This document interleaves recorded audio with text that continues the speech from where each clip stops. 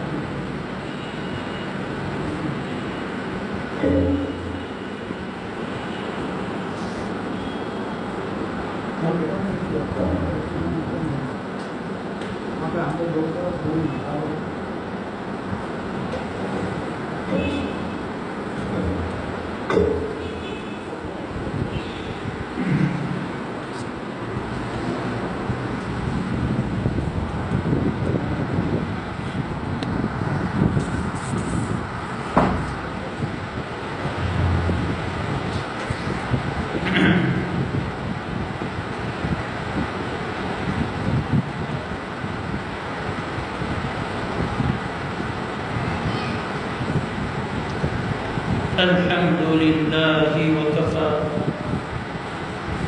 وسلام على عباده الذين اصطفى أما بعد أعوذ بالله من الشيطان الرجيم بسم الله الرحمن الرحيم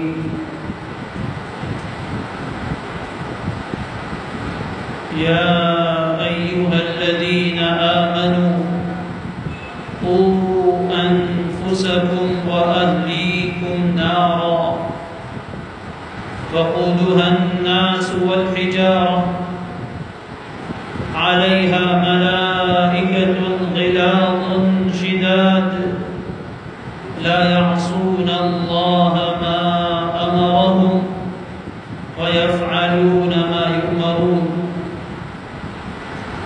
وقال النبي صلى الله عليه وسلم الحياء شعبة من الإيمان. وقال عليه الصلاة والسلام إذا لم تستحي فاصنع ما شئت. وقال عليه الصلاة والسلام ما تركت بعدي فتنة هي أضر على الرجال من النساء. وقال عليه الصلاة والسلام أحبوا الله من كل قلوبكم أو كما قال عليه الصلاة والسلام اللهم صل على سيدنا محمد وعلى آل سيدنا محمد وبارك وسلم. اللهم صل على سيدنا محمد وعلى آل سيدنا محمد وبارك وسلم. اللهم صل على سيدنا محمد وعلى آل سيدنا محمد وبارك وسلم.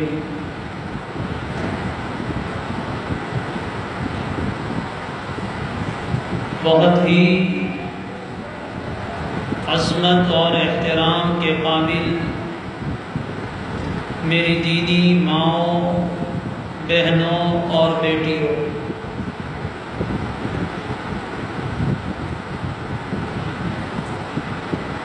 میری ماؤں، آپ کا ایک دینی بیٹا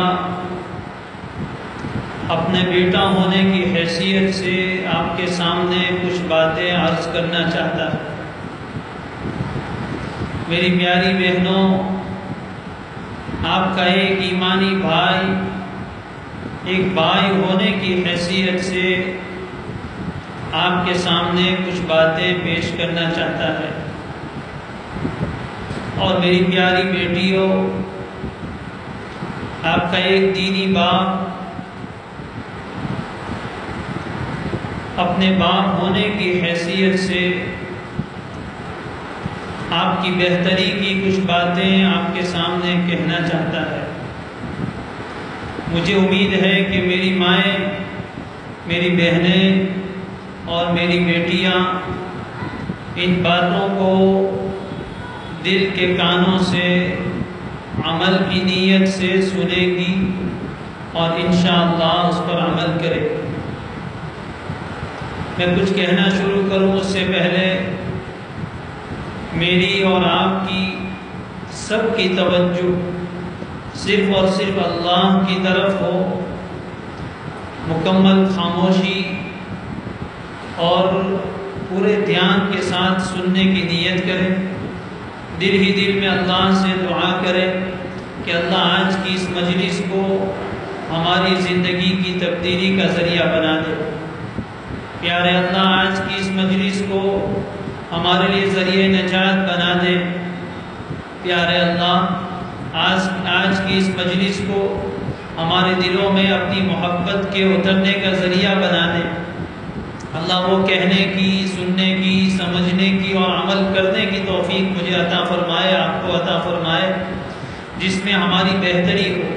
اللہ وہ بات کہلوائے جو اللہ کو پسند ہے، اللہ وہ بات کہنے کی توفیق دے جو دلوں پر اثر کرے۔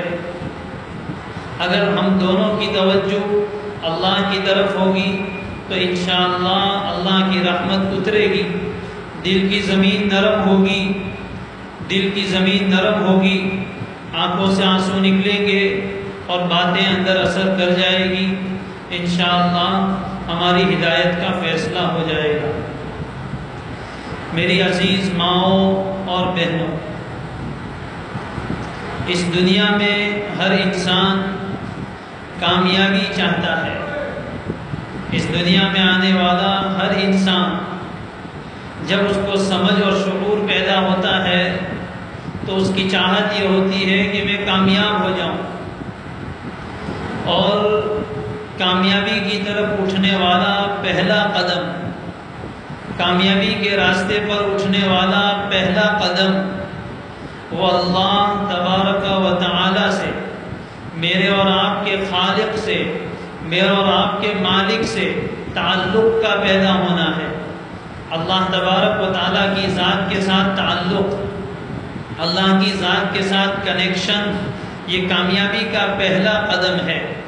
جس انسان کا تعلق اور کنیکشن اللہ تبارک و تعالیٰ کی ذات کے ساتھ نہ ہو، اللہ کی قسم وہ انسان ابھی کامیابی کے راستے پر قدم ہی نہیں رکھ چکا ہے۔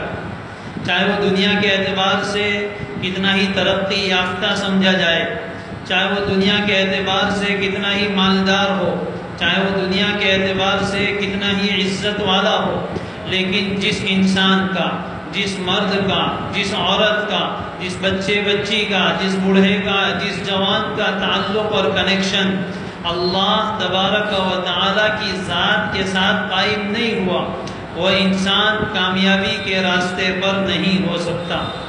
جیسے موبائل فون کا کتنا ہی قیمتی ہینڈ سیٹ کوئی آدمی خرید لے، چاہے وہ لاکھ اور 1.5 لاکھ روپے کا آئی فون لے آئے، لیکن اس میں اگر سم کارڈ نہیں ہے، اس میں اگر سم کارڈ نہیں ہے تو کسی سے کنیکشن نہیں ہو سکتا، کسی سے رابطہ اور تعلق قائم نہیں ہو سکتا۔ وہ 1.5 لاکھ کا فون ایک چھوٹے سا کال کرنے کی اس کو اجازت نہیں دیتا۔ اس لیے کہ اس میں سم کارڈ نہیں ڈالا گیا ہے، کنیکشن اس کا بھی جڑا نہیں ہے۔ اسی طرح جس انسان کا کنیکشن اور تعلق اللہ تبارک و تعالی کے ساتھ نہ جڑے، وہ انسان کبھی کامیابی کے راستے پر قدم ہی نہیں رکھ سکا ہے۔ اس لیے اللہ تبارک و تعالی کے ساتھ تعلق اور کنیکشن یہ کامیابی کا پہلا قدم ہے، لیکن کامیابی کا راستہ بہت آگے ہے۔ اللہ کے ساتھ تعلق کا سب سے پہلا ذریعہ ایمان ہے کہ جو انسان دنیا میں آنے کے بعد اپنے پیدا کرنے والے کو پہچانے، اپنے بنانے والے کو پہچانے اور اس کی طاقت کو مانے، اس پر ایمان لائے، وہ انسان مومن کہا جاتا ہے، وہ انسان مسلمان کہا جاتا ہے۔ جس انسان نے کلمہ طیبہ لا الہ الا اللہ محمد الرسول اللہ صلی اللہ علیہ وسلم یہ کلمہ پڑھ لیا، اس انسان کا تعلق اللہ تبارک و تعالی کے ساتھ قائم ہو گیا، اس کا کنیکشن اللہ کے ساتھ جڑ گیا ہے۔ اب اس تعلق کو اور زیادہ بڑھانا ہے، اس تعلق کو اور پختہ کرنا ہے۔ ابھی بہت کمزور تعلق ہے، یہ تعلق جتنا بڑھتا چلا جاتا ہے، جتنا آگے بڑھتا ہے، انسان اتنا ہی کامیابی کے راستے پر آگے بڑھتا ہوا چلا جاتا ہے۔ اور پھر یہ تعلق جب آگے بڑھتا ہے تو پھر اب یہ صرف کنیکشن نہیں رہتا ہے، بلکہ اب یہ ایک محبت ہو جاتی ہے۔ پھر انسان کو اللہ تبارک و تعالیٰ کے ساتھ صرف رابطہ نہیں ہوتا، بلکہ اس کو اللہ کی عادت پڑ جاتی ہے کہ اللہ کے بغیر وہ نہیں رہ سکتا۔ جیسے فون نیا نیا دنیا میں آیا تھا تو انسانوں کو اس کے ساتھ ایک تعلق تھا کہ جب ضرورت پڑتی تھی تو اس وقت فون نکالتے تھے اور اس کے بعد فون کر کے واپس رکھ دیتے تھے، ضرورت پڑتی تھی تو واپس نکالتے تھے، کال کرنا ہوتا، کال سننا ہوتا تو اس وقت فون کو اٹھایا جاتا تھا اور صرف یہ کنیکشن تھا، صرف ایک ادنا سا تعلق تھا، کمزور تعلق تھا۔ لیکن جب یہ آگے بڑھا ہے تو پھر بڑھتے بڑھتے اتنا بڑھا کہ انسان کو اس کی ہیبٹ ہو گئی، انسان کو اس کی عادت ہو گئی کہ اب اس کے بغیر زندگی نہیں گزار سکتے۔ اور پھر یہ تعلق اور آگے بڑھا، اتنا آگے بڑھا، اتنا آگے بڑھا کہ اب ہیبٹ سے آگے بڑھ کر ایڈکشن ہو گیا کہ اس کے بغیر زندگی جی ہی نہیں جا سکتی۔ یہی حال اللہ تبارک و تعالیٰ کے تعلق کا ہے کہ ابتدا میں انسان کا تعلق اللہ کے ساتھ معمولی ہوتا ہے، لیکن جب اس تعلق کو نبھایا جاتا ہے، اس کو آگے بڑھایا جاتا ہے تو پھر انسان کو اللہ کی عادت پڑ جاتی ہے کہ وہ اللہ کے بغیر نہیں رہ سکتا۔ رہ رہ کر اس کا دل اللہ کو یاد کرتا ہے، اور پھر اس سے آگے بڑھ کر تو یہ اللہ کا تعلق ایڈکشن بن جانا چاہیے کہ انسان کو اللہ کے بغیر جینے میں مزہ ہی نہ آئے۔ یہ ہماری زندگی کا حاصل ہے۔ جب یہ تعلق اور آگے بڑھتا ہے تو پھر محبت ہو جاتی ہے، اور محبت ہی انسان کی زندگی جینے کی وجہ ہے۔ جس انسان کے دل میں محبت نہ ہو اس انسان کی زندگی کا ہونا اور نہ ہونا دونوں برابر۔ محبت وہ جوہر ہے کہ جس کے ہوتے ہوئے انسان قیمتی بن جاتا ہے۔ اللہ تبارک و تعالیٰ نے ہر انسان کو انسان بنایا ہے اور اس کے دل میں محبت کا جذبہ رکھا ہے، محبت کی صلاحیت رکھی ہے۔ اس کے دل میں ایسے جذبات پیدا ہوتے ہیں کہ جس کے ذریعے سے وہ کسی کو چاہتا ہے، کسی سے محبت کرتا ہے، اور اسی سے یہ انسان ہے۔ لیکن یہ محبت کس سے ہونی چاہیے اور کس سے نہیں، یہ چیز سمجھنے کی ہے۔ ایک مومن کے دل میں اللہ تبارک و تعالیٰ کی محبت ایمان کے ذریعے سے، اعمال صالحہ کے ذریعے سے پیدا ہوتی ہے، اور جتنا انسان نیکی کے راستے پر آگے بڑھتا ہے، اللہ تبارک و تعالیٰ کے ساتھ تعلق بڑھاتا ہے، پھر یہ محبت بہت پکی ہو جاتی ہے، یہ عشق کا اور محبت کا تعلق ہو جاتا ہے۔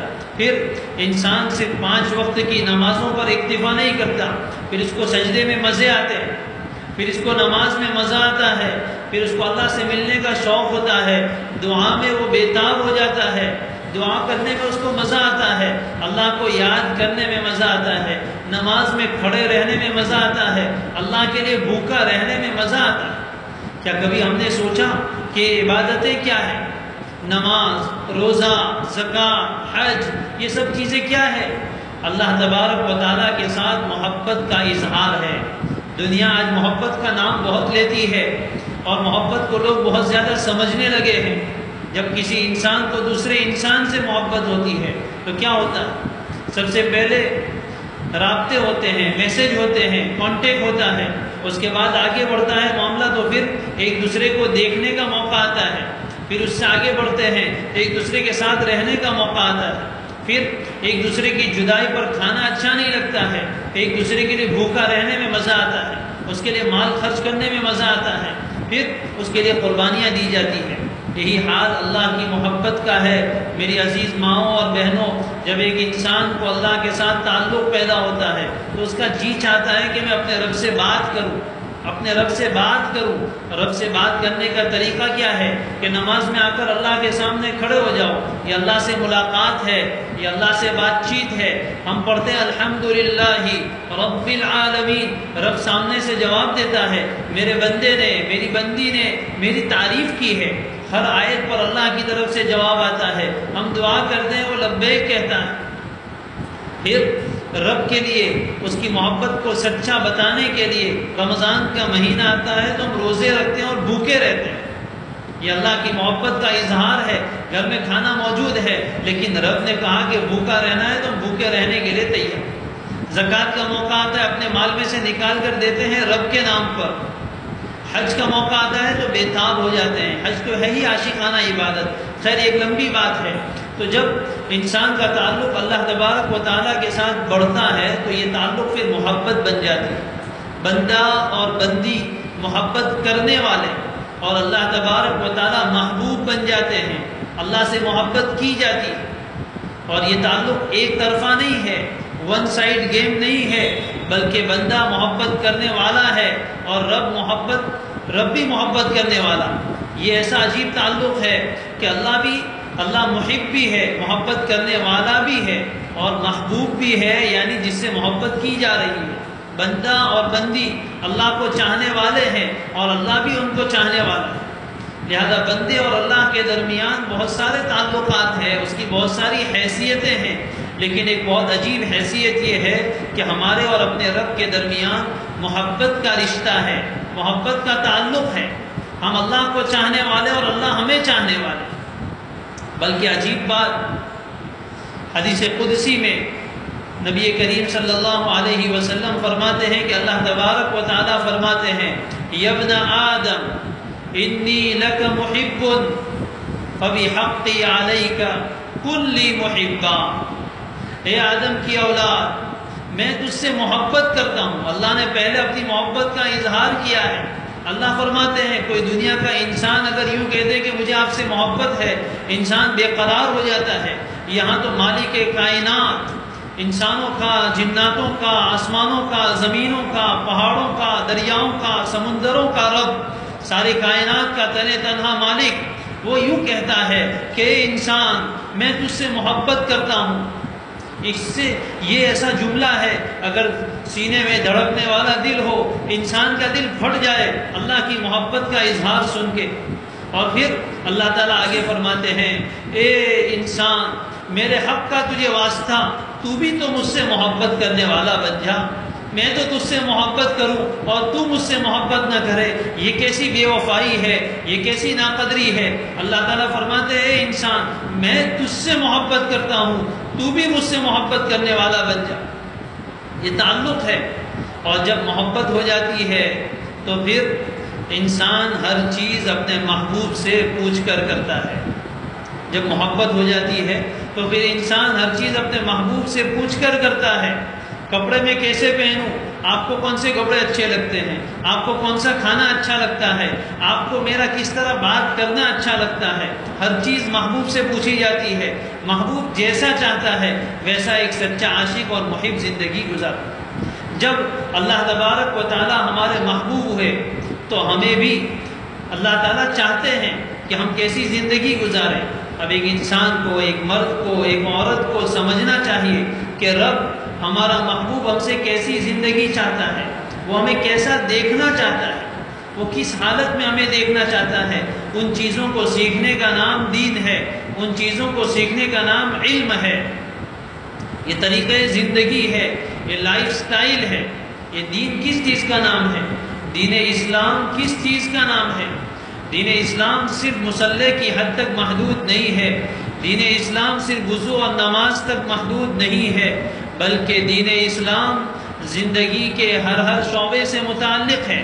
یہ پوری لائف سٹائل کا نام ہے، طریقے زندگی کا نام ہے کہ اٹھنا کیسے ہو، بیٹھنا کیسے ہو، چلنا کیسے ہو، دیکھنا کیسے ہو، سننا کیسے ہو، بولنا کیسے ہو، کھانا پینا کیسا ہو، ہمارا سلوک کیسا ہو، ساری چیزوں کا نام، پہننا کیسا ہو، ہر چیز کی رہنمائی دین اسلام میں کی گئی ہے۔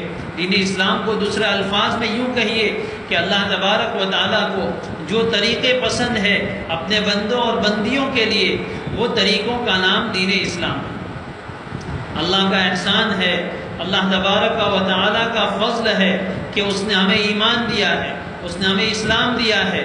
الحمدللہ یہاں جتنی مائیں بہنیں بیٹھی ہوئی ہیں ان میں سے ہر ایک کے دل میں اللہ کی محبت ہے، چاہے وہ زیادہ ہو یا کم ہو، لیکن اللہ کی محبت الحمدللہ ثم الحمدللہ ہم میں سے ہر ایک کے دل میں ہے۔ اور یہاں ہم دوبارہ اظہار کریں اللہ کے سامنے، اے اللہ ہم آپ سے محبت کرتے ہیں، آپ ہمارے محبوب ہیں، آپ ہمارے مسجود ہیں، آپ ہمارے معبود ہیں، آپ کے سوا ہم کسی سے محبت نہیں کرتے، آپ کے سوا کسی کی ہم عبادت نہیں کرتے، آپ کے سوا کسی کے سامنے ہم سجدہ نہیں کرتے۔ اپنی اس محبت کی عہد کو دوبارہ تازہ کر لیجئے کہ اللہ ہم آپ سے ہی محبت کرتے ہیں، آپ ہمارے دل کو اپنی محبت سے بھر دیجئے۔ اب زندگی گزارنے کا جو طریقہ اللہ تبارک و تعالیٰ چاہتے ہیں، ایک عورت سے کیا چاہتے ہیں؟ زندگی کے ہر شعبے سے متعلق تعلیمات ہے، لیکن یہ وقت اتنا نہیں ہے کہ ہر تعلیم کو ذکر کیا جائے۔ میں چند باتیں آپ کی خدمت میں آج پیش کرنا چاہتا ہوں۔ بہت درخواست پھر سے کرتا ہوں کہ آگے آنے والی باتیں بہت دھیان سے، بہت دل سے، عمل کی نیت سے سننے کی کوشش کیجیے۔ ایسے اجتماع بار بار نہیں ہوا کرتے، بہت مشکل سے آپ لوگ جمع ہوئے ہیں۔ جو باتیں کہی جا رہی ہیں یہ درد دل ہے، صرف زبان کی باتیں نہیں ہے۔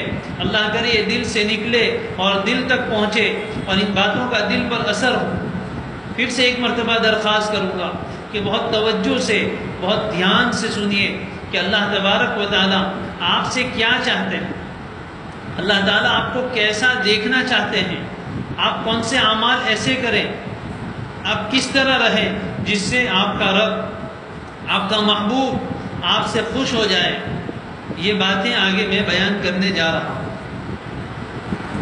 اللہ تبارک و تعالیٰ ہمیں ایک خاص صورت میں دیکھنا چاہتے ہیں، ایک خاص صورت میں دیکھنا چاہتے ہیں۔ ہماری پیاری شریعت نے، ہمارے پیارے دین اسلام نے ایک عورت کو بہت ہی اونچا مقام عطا فرمایا ہے، بہت ہی عزت والی زندگی عطا فرمائی ہے۔ آج دنیا میں ایک شور ہے، ایک تماشا ہے، ایک فتنہ ہے، ایک پروپیگنڈا ہے کہ عورت کو اسلام نے کوئی حقوق نہیں دیے۔ اللہ کی قسم، دین اسلام نے ایک عورت کو جتنے حقوق عطا فرمائے ہیں دنیا اس کا تصور نہیں کر سکتی۔ دین اسلام سے پہلے عورت کو انسان تک نہیں سمجھا جاتا تھا۔ مذہب اسلام نے عورت کو عزت والی زندگی عطا فرمائی ہے، مذہب اسلام نے عورت کو عظمت والی زندگی عطا فرمائی ہے۔ اگر یہ بیٹی بن کر کسی کے گھر میں آتی ہے تو یہ جنت کی خوشخبری لے کر آتی ہے۔ نبی کریم صلی اللہ علیہ وآلہ وسلم نے اپنی سچی زبان مبارک سے ارشاد فرمایا کہ اللہ تبارک و تعالی جس کسی انسان کے یہاں بیٹی پیدا فرمائے اور وہ اس بیٹی کی پرورش کرے، اس کے حقوق ادا کرے، اس کے ساتھ اچھا سلوک کرے، تو میں اور وہ جنت میں ایسے ساتھ ساتھ ہوں گے جیسے انسان کے ہاتھ کی 2 انگلیاں ساتھ ہوں۔ تو بیٹی بن کر اگر یہ عورت کسی کے گھر میں آتی ہے تو اس گھر میں رحمتوں کی بارش ہوتی ہے، وہ گھر والوں کے لیے، ماں باپ کے لیے جنت کا ذریعہ بن جاتی ہے۔ اگر یہ عورت بہن کی شکل میں اگر زندگی گزار رہی ہے تو بھائی کے لیے فخر کا ذریعہ ہے۔ اگر یہ ماں بن جاتی ہے تو اللہ تبارک و تعالیٰ اس کے قدموں میں جنت ڈال دیتا ہے۔ یہ عورت کا کوئی معمولی مقام ہے جو اللہ تبارک و تعالیٰ نے اس کو دیا ہے۔ اللہ تعالیٰ نے انسانوں کو 2 حصوں میں تقسیم کیا ہے، کچھ کو مرد بنایا ہے، کچھ کو عورتیں بنایا ہے۔ مرد کی ذمہ داریاں الگ رکھی ہے، عورت کی ذمہ داریاں الگ رکھی ہے۔ مرد کی زندگی کا مقصد الگ، عورت کی زندگی کا مقصد الگ ہے۔ اس چیز کو بہت اچھی طرح سمجھ لیجئے۔ آج دنیا میں ایک شور ہے مساوات کا، برابری کا، کہ مرد اور عورت دونوں شانہ بشانہ چلیں، دونوں ایک ساتھ بازار میں رہیں، دونوں ایک ساتھ سب کام کر سکیں۔ جتنی چھوٹ مردوں کا ہے وہ ساری چھوٹ عورتوں کو ملے۔ مرد گھر سے باہر نکلتے ہیں تو عورتیں بھی گھر سے باہر نکلیں۔ ایک فتنہ ہے، ایک سوچ ہے، ایک نظریہ ہے جو دھیرے دھیرے ہماری دیندار عورتوں کے دلوں میں بھی پیوست ہو رہا ہے۔ اچھی طرح سمجھ لیجئے، اللہ تعالیٰ نے مرد کو الگ مقصد کے لیے پیدا کیا ہے، عورت کی پیدائش کا مقصد الگ ہے۔ اس کو ایک آسان بات سے سمجھاؤں کہ اللہ تعالیٰ نے حضرت آدم علی نبینا علیہ الصلاۃ والسلام کو مٹی سے پیدا فرمایا، اور حضرت حوا کو، ان کی بیوی حضرت حوا کو مٹی سے پیدا نہیں کیا تھا، بلکہ حضرت آدم کی بائیں پسلی سے جو دل کے بالکل قریب ہے وہاں سے پیدا کیا تھا۔ اگر دونوں کی زندگی کا مقصد ایک ہوتا، دونوں مٹی سے بنائے جاتے، لیکن اللہ نے حضرت آدم کو، وہ مرد تھے، انہیں مٹی سے پیدا کر کے دکھا دیا کہ آدم تمہارے جو بیٹے آئیں گے، تمہاری اولاد میں جو مرد پیدا ہوں گے، ان کا کام زمین سے کھیلنا ہے، ان کا کام مٹی پر کام کرنا ہے، ان کا کام کھیتی باڑی کرنا ہے، ان کا کام فیکٹریاں بنانا ہے، ان کا کام باہر کے چیزوں کو سنبھالنا ہے۔ اور حضرت حوا کو آدم کی بائیں پسلی سے پیدا کر کے ایک سبق دے دیا کہ حوا کی بیٹیوں، یہ حضرت آدم کی اولاد میں آنے والی بیٹیوں، سن لو کان کھول کر، تمہیں اس لیے پیدا کیا گیا پسلی سے کہ وہ دل کے قریب ہے، تمہارا کام مٹی سے نہیں ہے، تمہیں اللہ نے نازک بنایا ہے، ہاں تمہارا کام مردوں کے دلوں کو سنبھالنا ہے، تمہارا کام مردوں کے دلوں کو سنبھالنا ہے کہ ان پر غلط اثر نہ پیدا ہونے پائے، یہ دل میلے نہ ہونے پائے، تمہارا کام لوگوں کے جذبات سے ہے۔ اس لیے اللہ نے عورتوں میں جذبات رکھے ہیں، عورت بہت زیادہ ایموشنل ہوتی ہے، اس میں اللہ نے جذبات رکھے ہیں، اس جذبہ، محبت کا جذبہ اللہ نے اس میں رکھا ہے، ممتا کا جذبہ اللہ نے اس میں رکھا ہے، خدمت کا جذبہ اللہ نے اس میں رکھا ہے، تکلیف برداشت کرنے کا جذبہ اللہ نے عورت میں رکھا ہے۔ یہ آپ کی خوبیاں ہیں، یہ آپ کے کمالات ہیں۔ آپ کا کام، ایک عورت کا کام یہ ہے کہ وہ اپنے گھر میں رہ کر گھر کے مردوں کو سنبھالیں، اپنے گھر میں آنے والے بچوں کی حفاظت کریں، انہیں سنبھالیں اور اپنے بچوں کی پرورش کریں اور ان کی بہترین تربیت کریں، اور سماج کو، معاشرے کو اچھے انسان فراہم کریں، اچھے بیٹے، خدمت گزار بیٹے عطا کریں، پاکیزہ سوچ رکھنے والے بیٹے عطا کریں۔ یہ ایک عورت کی ذمہ داری ہے۔ اللہ تعالیٰ نے دونوں کو الگ الگ مقصد سے پیدا کیا ہے، اور عورت کے اندر اللہ تبارک و تعالیٰ نے سب سے بڑا کمال، سب سے بڑی زینت جو رکھی ہے وہ اس کی حیا ہے، وہ اس کی شرم ہے۔ عورت میں اللہ تبارک و تعالیٰ نے شرم اور حیا کو کوٹ کوٹ کے بھر دیا ہے۔ اس کی فطرت میں اللہ تبارک و تعالیٰ نے نیچرلی طور پر، قدرتی طور پر اس کے اندر ان بلٹ اللہ تعالیٰ نے حیا اور شرم کو کوٹ کوٹ کے بھر دیا ہے۔ اور یاد رکھیں، ایک عورت کا سب سے خوبصورت زیور، ایک عورت کا سب سے خوبصورت زیور اس کی شرم اور اس کی حیا ہے۔ اور نبی کریم صلی اللہ علیہ وآلہ وسلم نے ارشاد فرمایا، الحیاء شعبۃ من الایمان، یہ شرم، یہ حیا ایمان کا سب سے بڑا شعبہ ہے، ایمان کی سب سے بڑی شاخ ہے۔ حیا کے بارے میں فرمایا، اذا لم تستحی فاصنع ما شئت، جب تمہارے اندر حیا اور شرم باقی نہ رہے تو پھر تمہارا جو جی چاہے کرو، یعنی تمہیں برائی سے روکنے والی اور کوئی چیز باقی نہ ہوگی۔ اللہ تعالیٰ نے عورت کے اندر حیا کو بہت زیادہ رکھا، اور اس کی ترغیب دی شریعت نے کہ اس حیا کو باقی رکھا جائے، اس کو پروان چڑھایا جائے، اس میں اور ترقی کی جائے، اس میں اور اضافہ کیا جائے۔ حیا ہر چیز میں ہوتی ہے۔ ایک عورت کا، ایک جوان لڑکی کا سب سے قیمتی زیور، اس کا سب سے قیمتی سرمایہ اس کی شرم اور اس کی حیا ہے۔ اللہ تبارک و تعالی یہ چاہتے ہیں، میری ماؤں اور میری بہنوں، میری بیٹیوں، آپ سے اللہ یہ چاہتے ہیں کہ اللہ کا دیا ہوا یہ زیور آپ بہت سنبھال کر رکھو۔ یہ اللہ کی طرف سے ملنے والا گفٹ ہے، یہ اللہ کی طرف سے ملنے والا ہدیہ ہے۔ اگر دنیا کا کوئی چاہنے والا باپ اپنی بیٹی کو نکاح کے موقع پر، شادی کے موقع پر کوئی زیور ہدیے میں دیتا ہے تو وہ عورت، وہ بیٹی اپنے باپ کا دیا ہوا وہ زیور زندگی بھر سنبھال کے رکھتی ہے۔ باپ مر کے قبر میں چلا جاتا ہے، وہ بیٹی کہتی ہے میرے ابا کی یادگار ہے جو میرے والد نے مجھے دی تھی۔ شوہر اگر اپنی بیوی کو پہلی رات میں کوئی انگوٹھی دے دیتا ہے، بیوی اس انگوٹھی کو سنبھال کے رکھتی ہے کہ نہیں یہ تو ہماری یادگار ہے، یہ شادی کی رات کا تحفہ اور ہدیہ ہے، اس کی حفاظت کرتی ہے اس زیور کی۔ ایک باپ کے دیے ہوئے تحفے کو یقیناً سنبھالنا چاہیے، شوہر کے دیے ہوئے قیمتی تحفے کو یقیناً سنبھالنا چاہیے۔ لیکن میری ماں اور بہنوں، میں آپ سے ایک سوال کرتا ہوں کہ کیا اللہ تبارک و تعالیٰ کے، ہمارے خالق اور مالک کے دیے ہوئے اتنے قیمتی زیور کو، شرم اور حیا کو، کیا ایک عورت کو سنبھال کے نہیں رکھنا چاہیے؟ کیا رب کا دیا ہوا تحفہ ایسا ہے کہ اسے ضائع کر دیا جائے؟ کیا رب کا دیا ہوا تحفہ ایسا ہے کہ اس کو ختم کر دیا جائے؟ نہیں، ہرگز نہیں۔ میری ماں اور بہنوں، یہ بہت قیمتی زیور آپ کے ماتھے کا تاج ہے، آپ کے سر کا جھومر ہے، آپ کے گلے کی زینت ہے اور آپ کے پورے جسم کی حفاظت کرنے والا ہے۔ آپ اس شرم و حیا کو اپنے ہاتھ سے نہ جانے دیں۔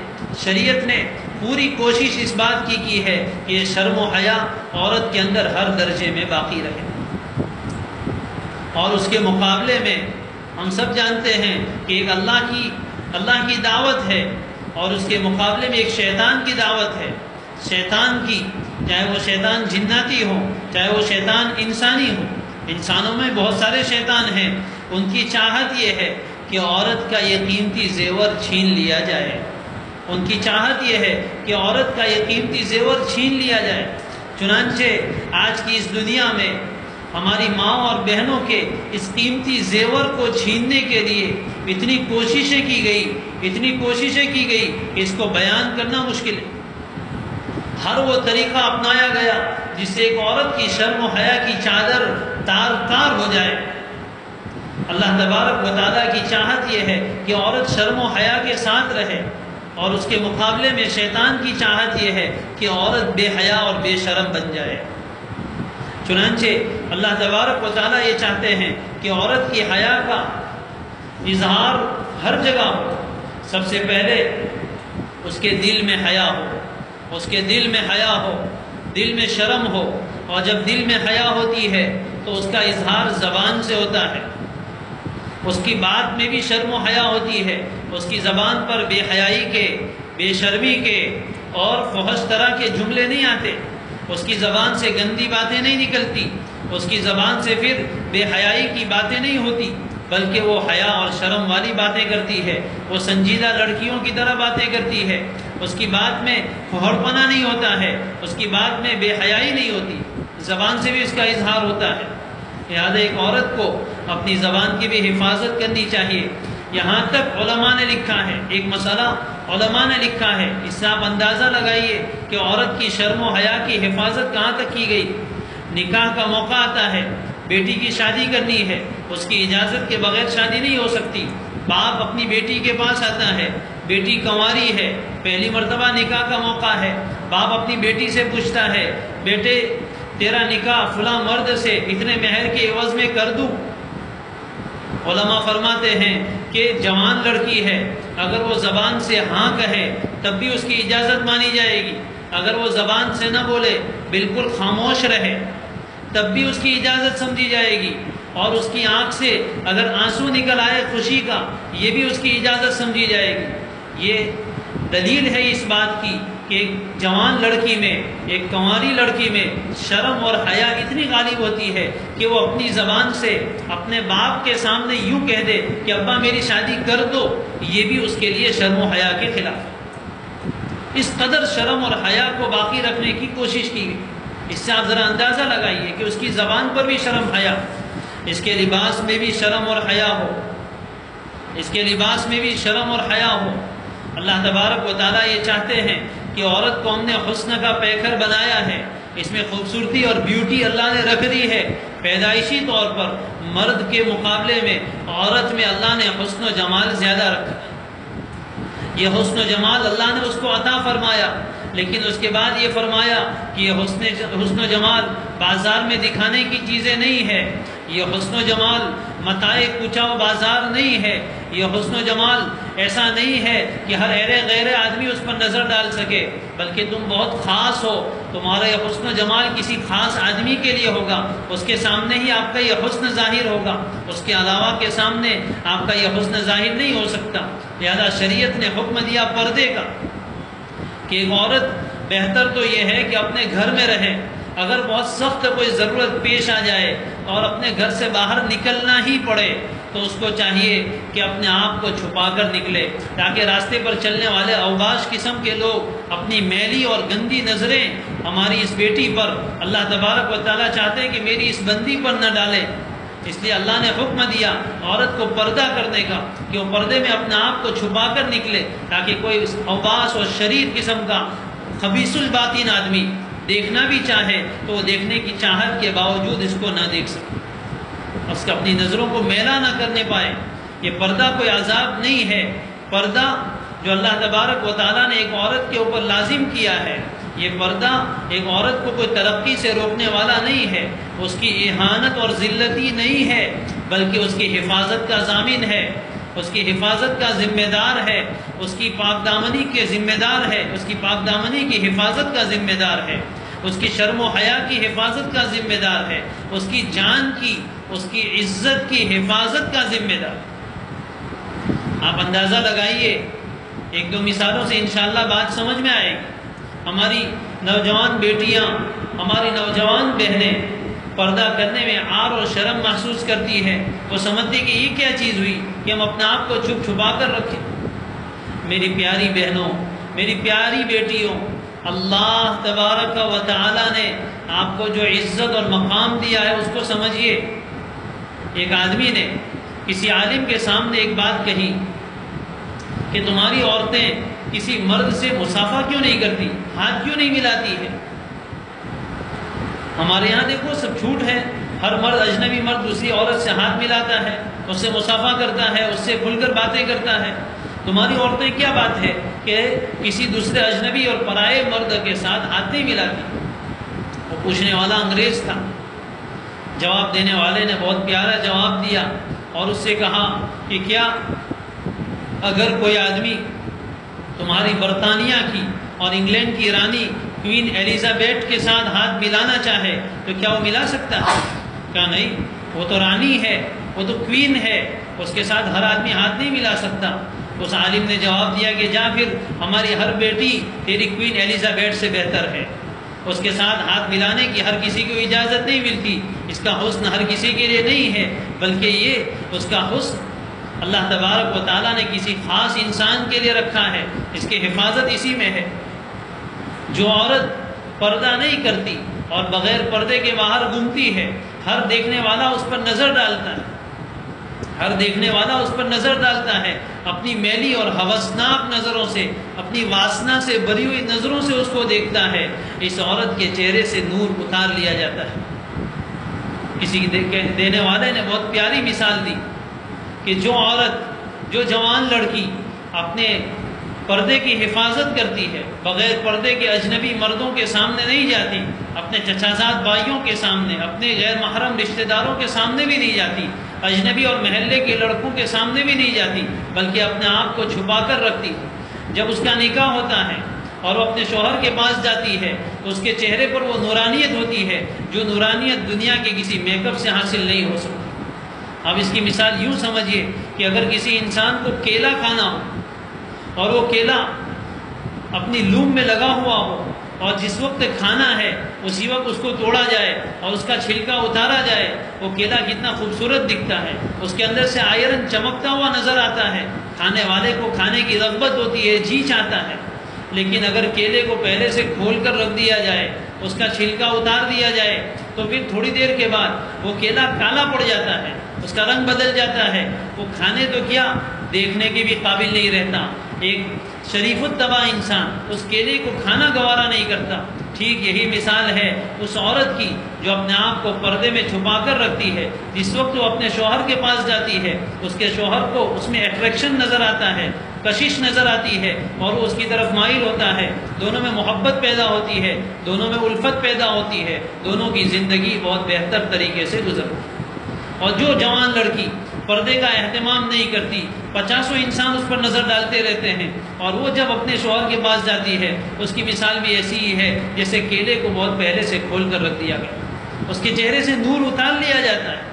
پھر چاہے وہ میک اپ کر کے اپنے آپ کو کتنا ہی خوبصورت دکھانے کی کوشش کریں، لیکن اس میں کشش نہیں ہوتی، اس میں جاذبیت نہیں ہوتی، اس میں اٹریکشن نہیں ہوتا، اس کا شوہر اس کی طرف مائل نہیں ہوتا ہے. پھر وہ دوسری عورتوں کے ساتھ تعلق قائم کرتا ہے اور پوری زندگی اجیرن اور پریشان کن بن جاتی ہے. تو شریعت نے یہ چاہا کہ ہماری دینی بہنیں اور ہماری دینی بیٹیاں، شریعت یہ چاہتی ہے کہ ہمیں ماننے والی عورتیں اپنے آپ کو پردے میں چھپا کر رکھیں تاکہ ان کا حسن محفوظ رہے.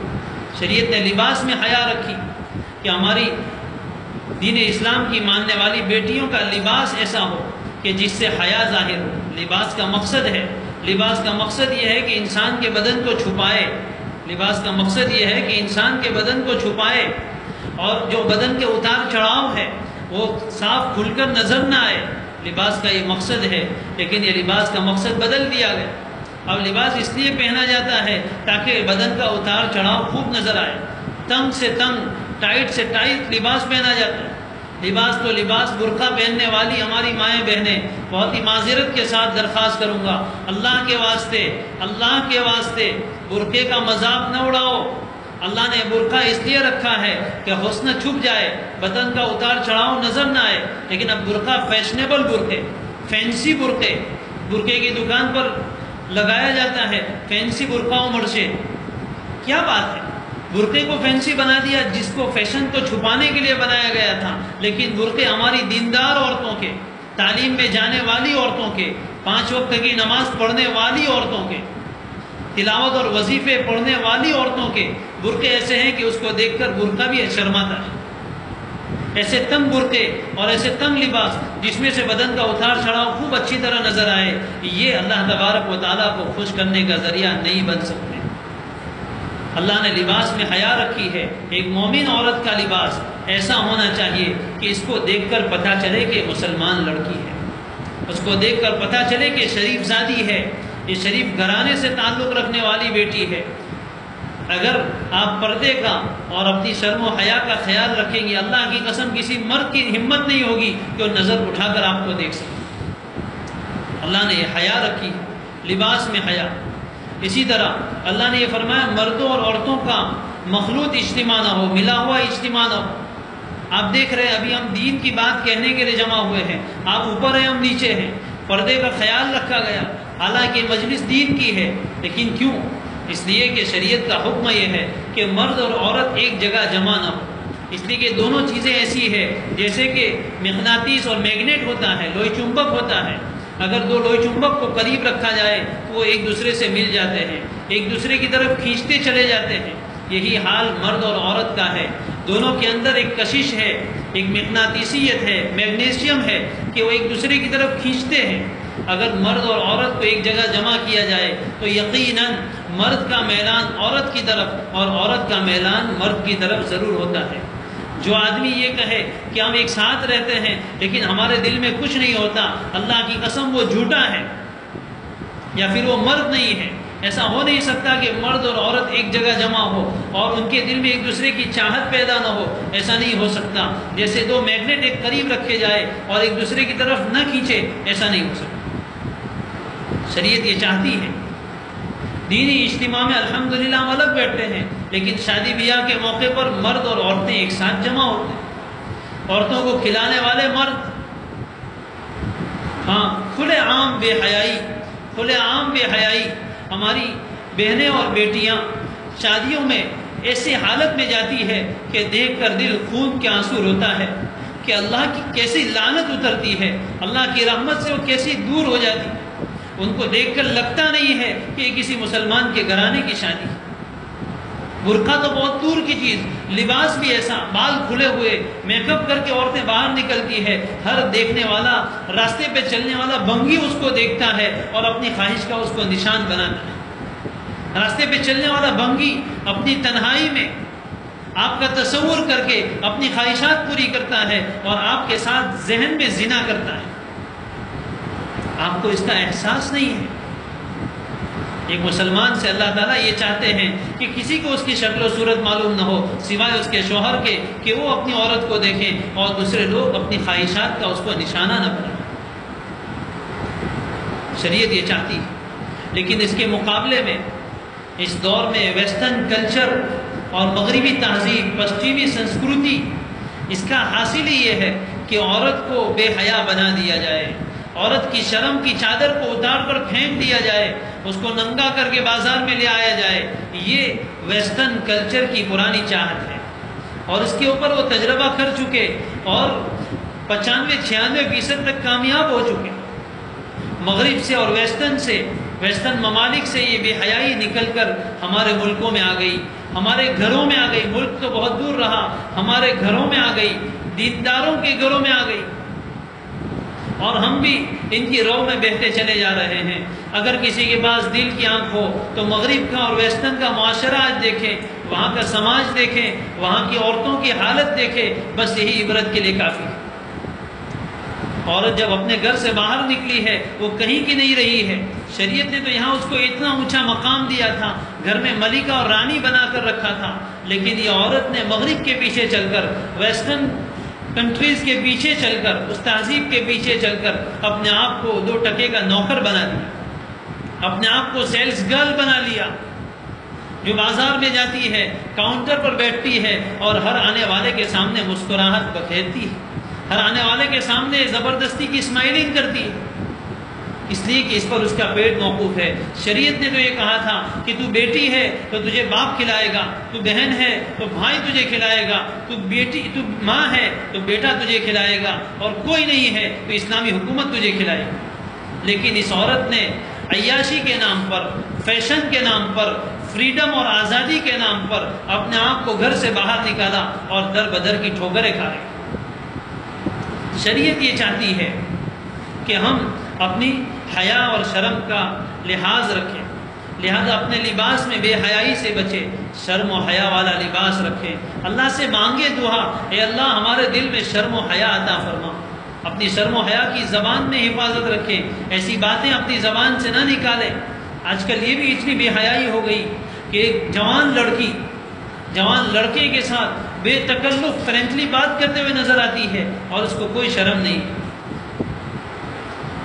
ایک زمانہ تو یہ تھا کہ ایک عورت اپنے شوہر کے سامنے ایسی باتیں کرتے ہوئے شرماتی اور ہچکچاتی تھی، لیکن آج وہ باتیں جو ایک بیوی اپنے شوہر کو سامنے کہتے ہوئے ذرا رکتی ہے، بے شادی شدہ لڑکیاں اپنے دوسرے مرد دوستوں کے سامنے وہ باتیں کر دیتی۔ اس لیے یہ بہت ہی خطرناک چیز ہے۔ ایمان اور حیا دونوں میں بہت گہرا تعلق ہے۔ جب کسی انسان میں سے حیا نکل جاتی ہے تو قریب ہے کہ ایمان بھی نکل کر چلا جائے۔ اس لیے عورتیں، میری ماں و بہنوں سے بہت ہی ادب کے ساتھ درخواست کروں گا کہ اپنے لباس میں شرم و حیا کا خیال رکھیں، مردوں کے ساتھ کھلے منہ باتیں کرنے سے بچیں، دوستانہ تعلقات سے اپنے آپ کو بچائیں۔ ملازمت اور نوکری اور جاب کے نام پر بے حیائی ہو رہی ہے، اسکول اور کالج کے نام پر بے حیائی ہو رہی ہے۔ ہماری جوان خوبصورت بیٹیاں اسکول اور کالج میں ایسے لباس میں جاتی ہے کہ وہاں فرق کرنا مشکل ہوتا ہے کہ مسلمان کے گھر کی بیٹی یا کافر کے گھر کی بیٹی۔ اس کی کوئی آئیڈینٹی نہیں، اس کی کوئی پہچان نہیں۔ کافر لڑکیوں کے ساتھ یہ چل رہی ہو تو پہچاننا مشکل ہے کہ یہ مسلمان ہے یا غیر مسلم ہے۔ کبھی ایکسیڈنٹ ہو جائے خدا نہ خواستہ اور راستے پہ گری ہوئی کوئی لڑکی نظر آئے، اندازہ نہیں ہوتا کہ کوئی مسلمان بہن ہوگی۔ یہ حال ہو گیا ہے۔ اور میری بڑی عمر کی مائیں بیٹھی ہوئی ہے جن کے یہاں اللہ نے بیٹی کی نعمت دی ہے، وہ بھی آنکھ آڑے کان کر رہی ہے، وہ بھی اپنی بیٹیوں کو کچھ تربیت نہیں دے رہی ہے، اپنے ہاتھوں سے ایسے کپڑے لا کر دے رہی ہے۔ اللہ کے واسطے اپنی عزت کے جنازے نہ نکالو، اللہ کے واسطے اپنی عزت کے جنازے نہ نکالو۔ ایسی ملازمت اور نوکری کا کیا معنی جو انسان کو اس کی عزت کے سودے کرنے پر مجبور کر دے، اس کو بے حیا کر دے، اس کے ایمان کو چھین لے۔ اگر مجبوری کے درجے میں جانا ہی ہے اپنے لباس کا خیال رکھ کر جاؤ، کم از کم ایسے لباس کیوں نہ پہنو کہ جس سے مسلمان اور کافر میں فرق محسوس نہ ہونے پائے۔ اور بے حیائی کا ایک سیلاب جو آیا ہے آج کل موبائل کے غلط استعمال سے، یہ ایک ایسا اعلیٰ اور ایسا ذریعہ ہاتھوں میں آ گیا ہے جس نے انسانوں کو بڑے سخت امتحان میں ڈال دیا ہے، بڑی سخت آزمائش میں ڈال دیا ہے۔ عجیب و غریب امتحان ہے، شاید کسی دور میں انسانوں کے ایمان کا، ان کے تقوی کا، ان کی شرم و حیا کا اتنا شدید اور سخت امتحان نہیں ہوا جتنا اس دور میں ہو رہا ہے۔ ہر گناہ آسان ہے، نہ دیکھنے کی ساری چیزیں اس پر مہیا ہے، بس ایک ٹچ کی بات ہے اور جو دیکھنا چاہو دیکھ سکتے، ایک ٹچ کی بات ہے اور جس سے چاہے رابطہ کرنا چاہو کر سکتے۔ یہ موبائل فون کا غلط استعمال ہماری بیٹیوں کو، ہماری بہنوں کو ایسا بے حیا بنا رہا ہے، ایسا بے حیا بنا رہا ہے۔ الامان والحفیظ، کبھی تصور آتا ہے، راتوں کو نیند اڑ جاتی ہے، دل خون کے آنسو ہوتا ہے کہ کیا ہو رہا ہے۔ شریف گھرانے کی بیٹیاں، دیندار گھرانے کی بیٹیاں، علم والے اور دیندار گھرانے کی بیٹیوں کا یہ حال ہے کہ دل خون کے آنسو ہوتا ہے۔ ماں باپ کی راتوں کی نیند حرام ہے۔ یہ سیل فون ہے، اس کا نام تو رکھا گیا ہے سیل فون، لیکن کسی کہنے والے بزرگ نے کہا کہ یہ سیل فون نہیں بلکہ یہ ہیل فون ہے، یعنی یہ جہنم میں لے جانے والا فون ہے، یہ گناہوں کے راستے پر لے جانے والا دوڑتا ہوا گھوڑا ہے۔ اگر آپ کے ہاتھ میں فون آ گیا ہے تو سمجھیے کہ آپ ایک بہت بڑے امتحان سے گزر رہے ہیں۔ آپ کے دل میں پہاڑ جیسا تقویٰ چاہیے، تب آپ اس کی برائی سے بچ سکیں گے۔ ماؤں بہنوں سے، بڑی عمر کی ماؤں سے کہوں گا، اللہ کے واسطے بلا ضرورت اپنی بیٹیوں کو ایسے سیل فون ہاتھ میں مت تھمائیے، ایسے اسمارٹ فون ان کے ہاتھ میں مت دیجیے۔ ہم نے ان کے دل میں وہ خوف خدا، وہ اللہ کا خوف تو پیدا کیا نہیں ہے، اور اپنی بیٹیوں کو بڑے بڑے فون لے کر دے دیے ہیں۔ یا وہ کہاں سے لائی یہ بھی پوچھنے کی ہمیں توفیق نہیں ہے کہ بیٹی اتنا مہنگا فون تو کہاں سے لائی، کہاں سے تیرے پاس یہ فون آیا، اس کی ہمیں کوئی پرواہ نہیں ہے۔ ہم اپنے ہاتھوں سے لا کر ان کے ہاتھوں میں فون تھما رہے ہیں کہ ذرا ماڈرن زمانہ ہے، سب لڑکیاں استعمال کرتی ہیں، ہماری بیٹی کیوں پیچھے رہے؟ میری بیٹی کالج میں پڑھتی ہے، میری بیٹی جوان ہو گئی، اب اس کو فون دے دو۔ اللہ کے واسطے کہیں ایسا نہ ہو کہ یہ ان کو فون دینا آپ کے گلے کا پھندا بن جائے، آپ کے گلے کا کانٹا بن جائے اور آپ کی نیند حرام کرنے والا بن جائے۔ ماں باپ کو پتہ نہیں ہے کہ اس فون پر کیا کیا تماشے ہو رہے ہیں۔ یقیناً یہ اس دور میں ضرورت کی چیز ہے، لیکن اس کو ضرورت کی حد تک محدود رکھا جائے، اللہ کے خوف کے ساتھ اس کو استعمال کیا جائے، ورنہ یہ عزت کے سودے کرنے میں دیر نہیں لگاتا، عزت کے سودے کرنے میں دیر نہیں لگاتا۔ کتنی نوجوان بیٹیاں اس فون کے راستے سے تباہ و برباد ہو گئی، کیا کیا طوفان ہے اس پر، کیا کیا طوفان ہے۔ گناہوں کے کھلے دروازے ہیں، گناہوں کے کھلے دروازے ہیں۔ اس فون نے ہماری حیا والی بیٹیوں کی آنکھوں کو بے حیا کر دی۔ مجھے کہتے ہوئے شرم آتی ہے، لیکن یہ باتیں ایسی ہیں کہ اب کہے بغیر چارہ نہیں ہے۔ ایک زمانہ تھا کہ جب گندی فلمیں دیکھنے کا اور گندی فوٹو دیکھنے کا عورت کے لیے تصور نہیں ہوتا تھا۔ ایسے جو تھیٹر اور ٹاکیز ہوتی تھی اس میں صرف اوباش قسم کے مرد جاتے تھے، عورت کا کہیں مسلمان عورت کا تو تصور نہیں تھا۔ لیکن جب سے یہ فون آئے ہیں، نوجوان بیٹیاں اور مسلمان لڑکیاں فون پر کیا کچھ دیکھ رہی ہے، یہ گوگل کا سروے بتا رہا ہے۔ یہ گوگل کا سروے میں نہیں کہہ رہا ہوں، گوگل کا سروے بتا رہا ہے کہ جتنی گندی فلمیں دنیا میں دیکھی جاتی ہے اور گوگل پر سرچ کی جاتی ہے، اس میں مردوں کے مقابلے میں عورتوں کی تعداد زیادہ ہے۔ یہ گوگل کا سروے بتا رہا ہے، میں نہیں کہتا۔ آنکھوں کو بے حیا کر دیا، کیا کیا دیکھ رہے ہیں جس کا ایک تصور نہیں کر سکتا کوئی انسان کہ ایک عورت، ایک جوان لڑکی ایسی چیزیں دیکھے گی، تصور نہیں۔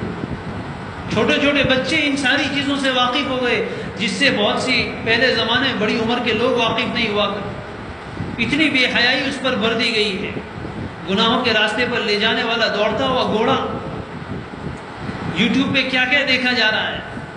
میری بیٹیوں، میری بہنوں، آپ سرچ کرنے کے بعد سرچ ہسٹری کو تو ڈیلیٹ کر سکتے ہیں، لیکن وہ سرچ ہسٹری صرف فون سے ڈیلیٹ ہوتی ہے، اعمال نامے سے نہیں۔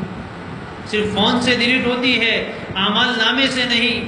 موبائل پر لکھے گئے میسج ڈیلیٹ ہو سکتے ہیں، آپ کے فون سے بھی ڈیلیٹ ہو سکتے ہیں، واٹس ایپ کے اکاؤنٹ سے بھی ڈیلیٹ ہو سکتے ہیں، اور دنیا کی ہر جگہ سے ڈیلیٹ ہو سکتے ہیں، لیکن اعمال نامے میں بھی وہ ریکارڈ ہے، وہ وہاں سے ڈیلیٹ نہیں ہوئے ہیں جب تک کہ سچی توبہ نہیں ہوگی۔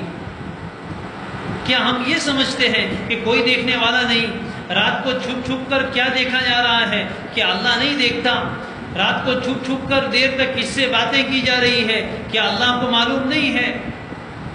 کیا ہم نے یہ سمجھا ہے کہ اللہ بھی نہیں دیکھتا؟ کیا ہم اس بات کو بھی بھول گئے کہ ہمارا یہ ایمان بھی نہیں رہا کہ انگلیاں کل قیامت کے دن گواہی دینے والی ہے؟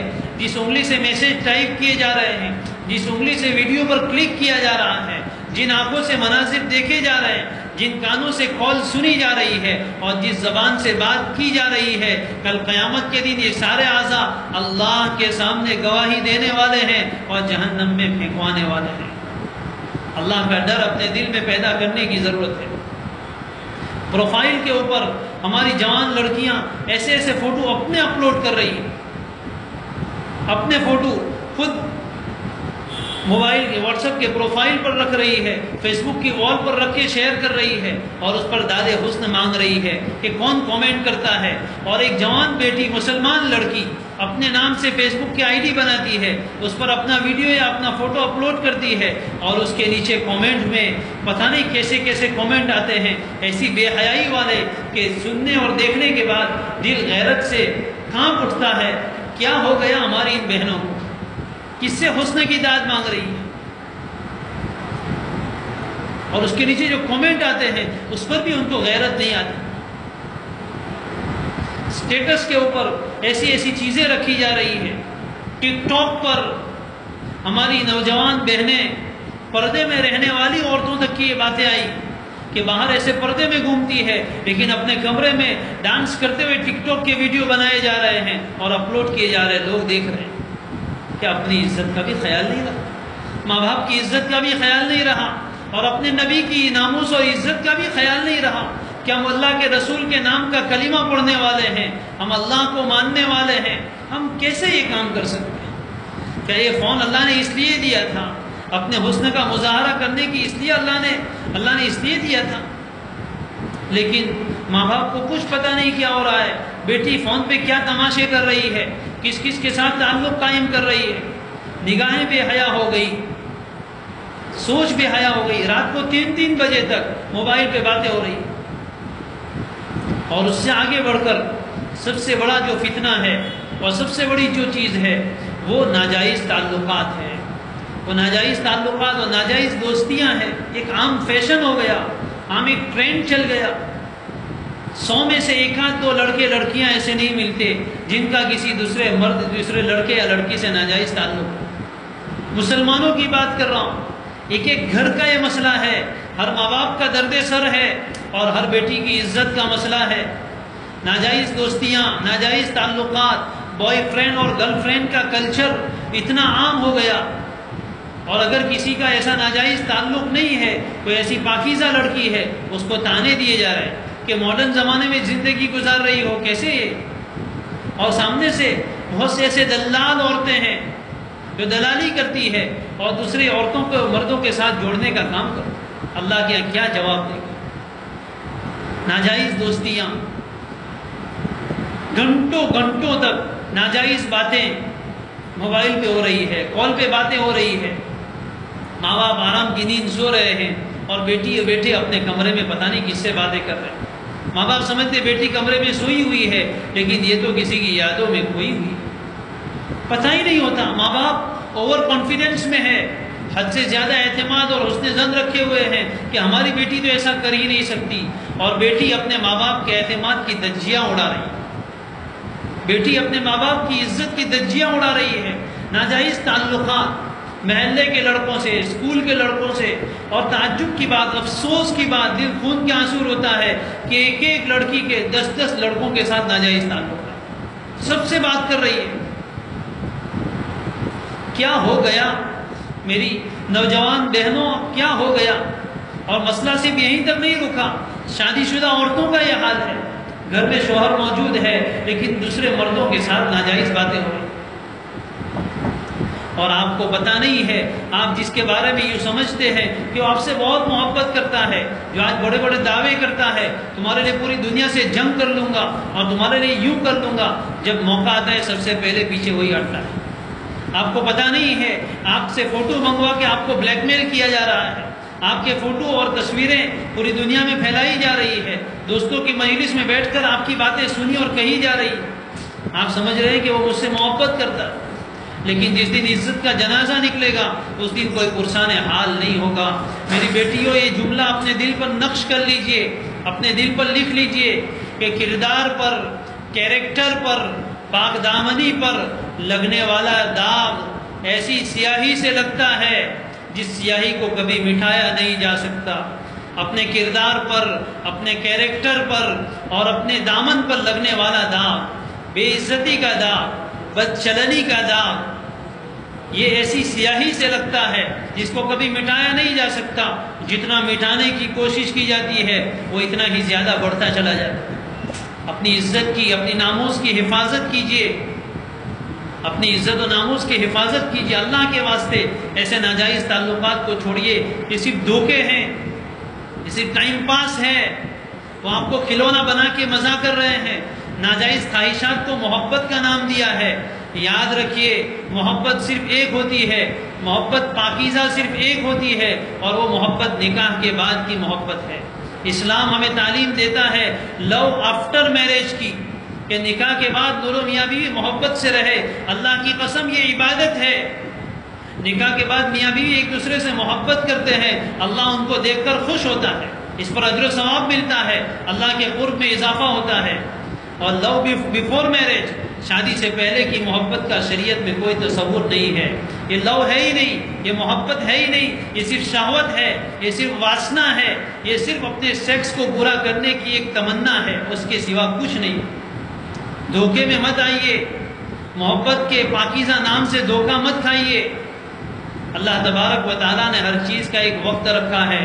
نکاح سے پہلے اپنے آپ کو پاک دامن رکھو، نکاح سے پہلے اپنے آپ کو پاک دامن رکھو، اپنے دامن کو پاکیزہ رکھو، تو شوہر پاک دامن ملیں گے، شوہر محبت کرنے والے ملیں گے۔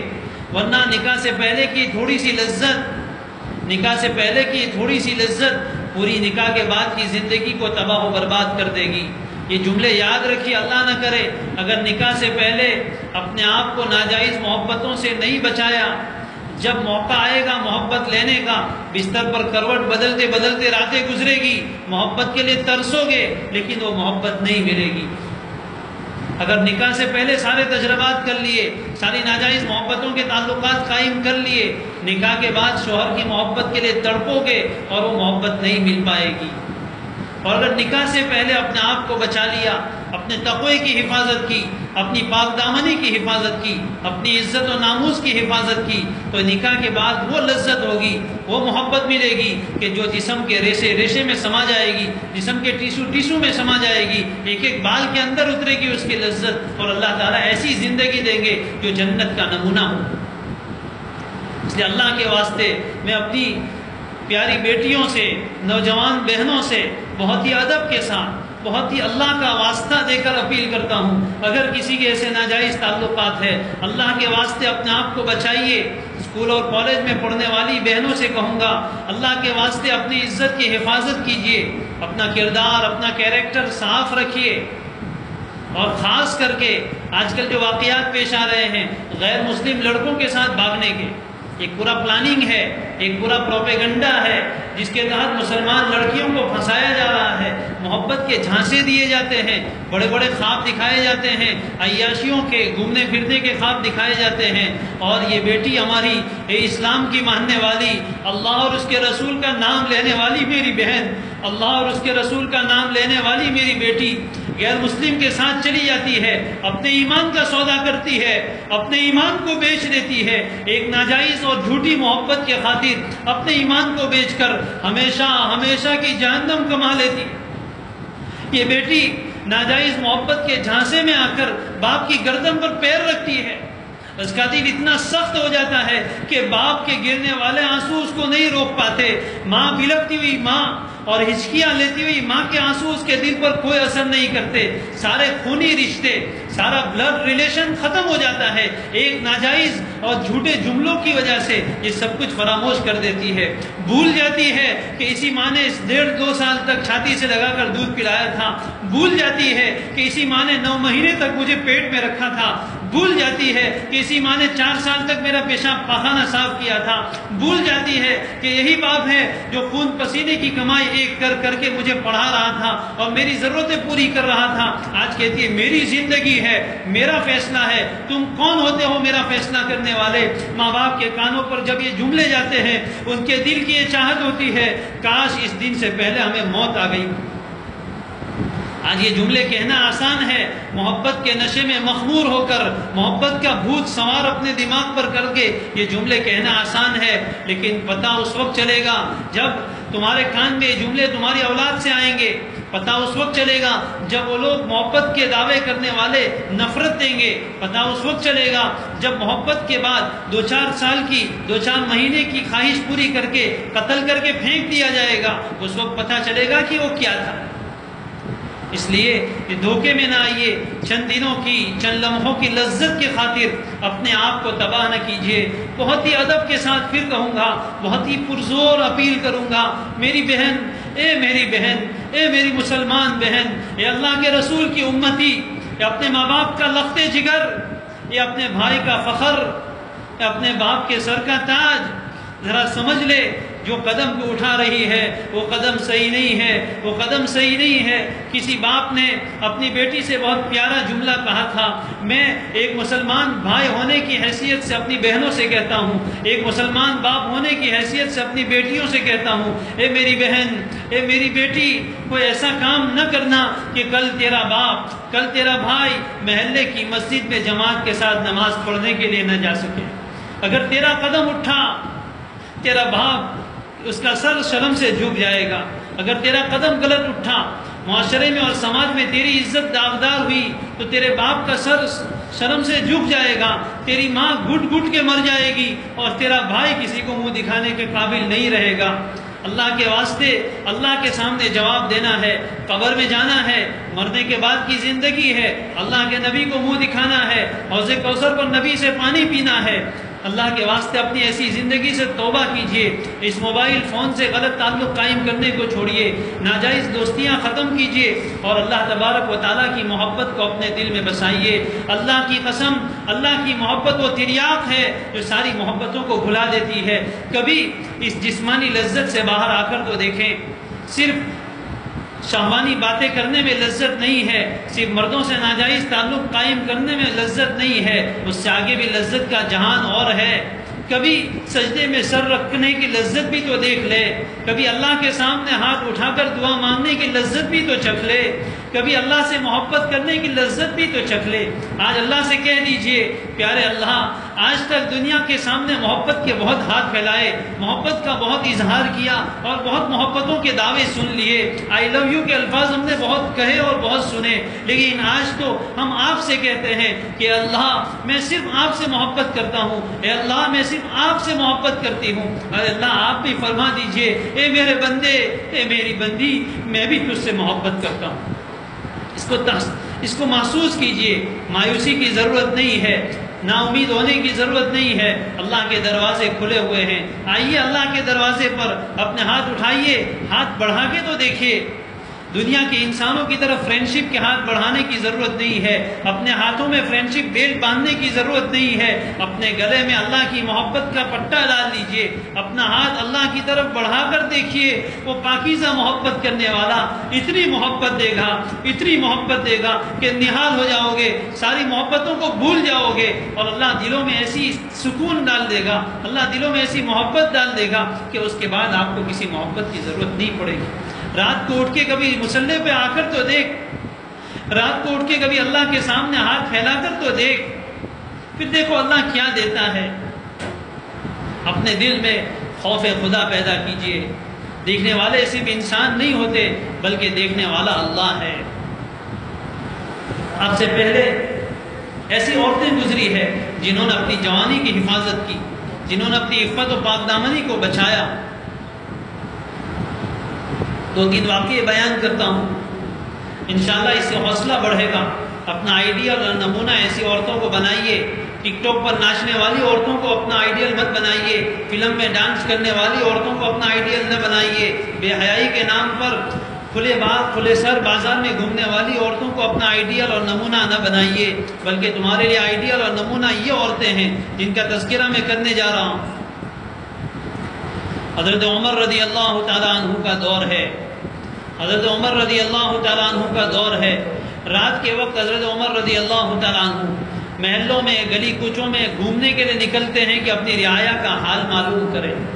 گھومتے گھومتے ایک جگہ پہنچتے ہیں، تھکان کی وجہ سے تھوڑی دیر آرام کے لیے بیٹھتے ہیں، ایک گھر کی دیوار کے ساتھ ٹیک لگاتے ہیں۔ اس زمانے میں کچی دیواریں ہوا کرتی تھی، اس گھر کی دیوار کے ساتھ ٹیک لگا کر بیٹھتے ہیں۔ رات بہت گہری ہو چکی ہے، رات کا آخری پہر ہے۔ اندر سے ایک آواز آتی ہے، بوڑھی آواز۔ ایک ماں اپنی بیٹی سے کہہ رہی ہے، بیٹی دودھ میں تھوڑا سا پانی ملا دے۔ ماں اپنی بیٹی سے کہتی ہے، بیٹی دودھ میں تھوڑا سا پانی ملا دے۔ بیٹی کہتی ہے، امی جان، امیر المومنین حضرت عمر رضی اللہ تعالیٰ عنہ نے اللہ کا یہ حکم ہمیں سنا دیا ہے کہ دودھ میں ملاوٹ کرنا جائز نہیں ہے، دودھ میں پانی ملانا یہ دھوکہ ہے، اور مسلمان کسی کو دھوکہ نہیں دے سکتا، اس لیے میں دودھ میں پانی نہیں ملا سکتی۔ ماں کہہ رہی بیٹی دودھ میں پانی ملا دے، بیٹی کہتی ہے نہیں، دودھ میں پانی نہیں ملا سکتی، اس لیے کہ امیر المومنین حضرت عمر رضی اللہ تعالیٰ عنہ نے اس سے ہمیں منع کیا ہے۔ ماں یہ کہتی ہے، امید یہ ہے کہ وہ ماں بھی اپنی بیٹی کا امتحان ہی لے رہی ہوگی، وہ خیر القرون بہترین زمانہ تھا۔ ماں نے کہا، بیٹی امیر المومنین کہاں دیکھ رہے ہیں، ہم تو اپنے گھر میں ہے، تھوڑا سا پانی ملا دے۔ اس زمانے میں کوئی ایسے دودھ میں پانی کے ناپنے کے آلات نہیں تھے، کس کو پتا چلے گا، امیر المومنین کیا جانے کہ دودھ میں پانی ملایا گیا ہے۔ اس بیٹی نے جو جواب دیا، وہ جواب میری ماؤں، میری بہنوں، میری بیٹیوں دل پر لکھ لینے کے قابل ہے۔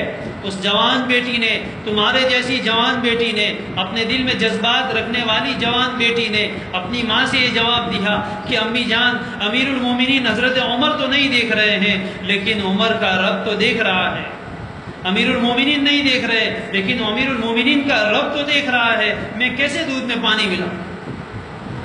جب بیٹیاں ایسی ہوتی ہے پھر کیا ہوتا ہے؟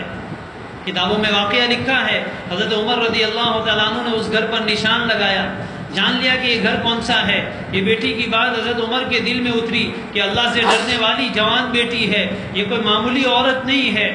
صبح کے وقت اپنے گھر جاتے ہیں، اپنے بیٹے عاصم سے کہتے ہیں، بیٹے ایک لڑکی میں نے دیکھی ہے جس کے بارے میں نے سنا ہے، وہ ایسی پاک دامن، ایسی اللہ سے ڈرنے والی ہے، اگر تو اس سے نکاح کر لے تو بہت بہتر بات ہے۔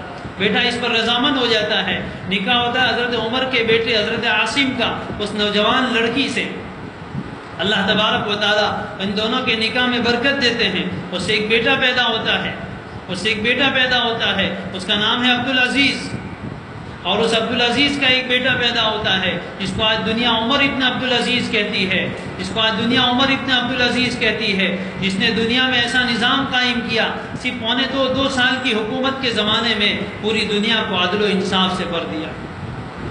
جب نوجوان لڑکیاں ایسی ہوتی ہے اللہ سے ڈرنے والی، اللہ ان کی نسلوں میں، ان کی کوکھ سے ایسی اولاد پیدا کرتے ہیں جو دنیا کا نقشہ بدل دیا کرتی ہے۔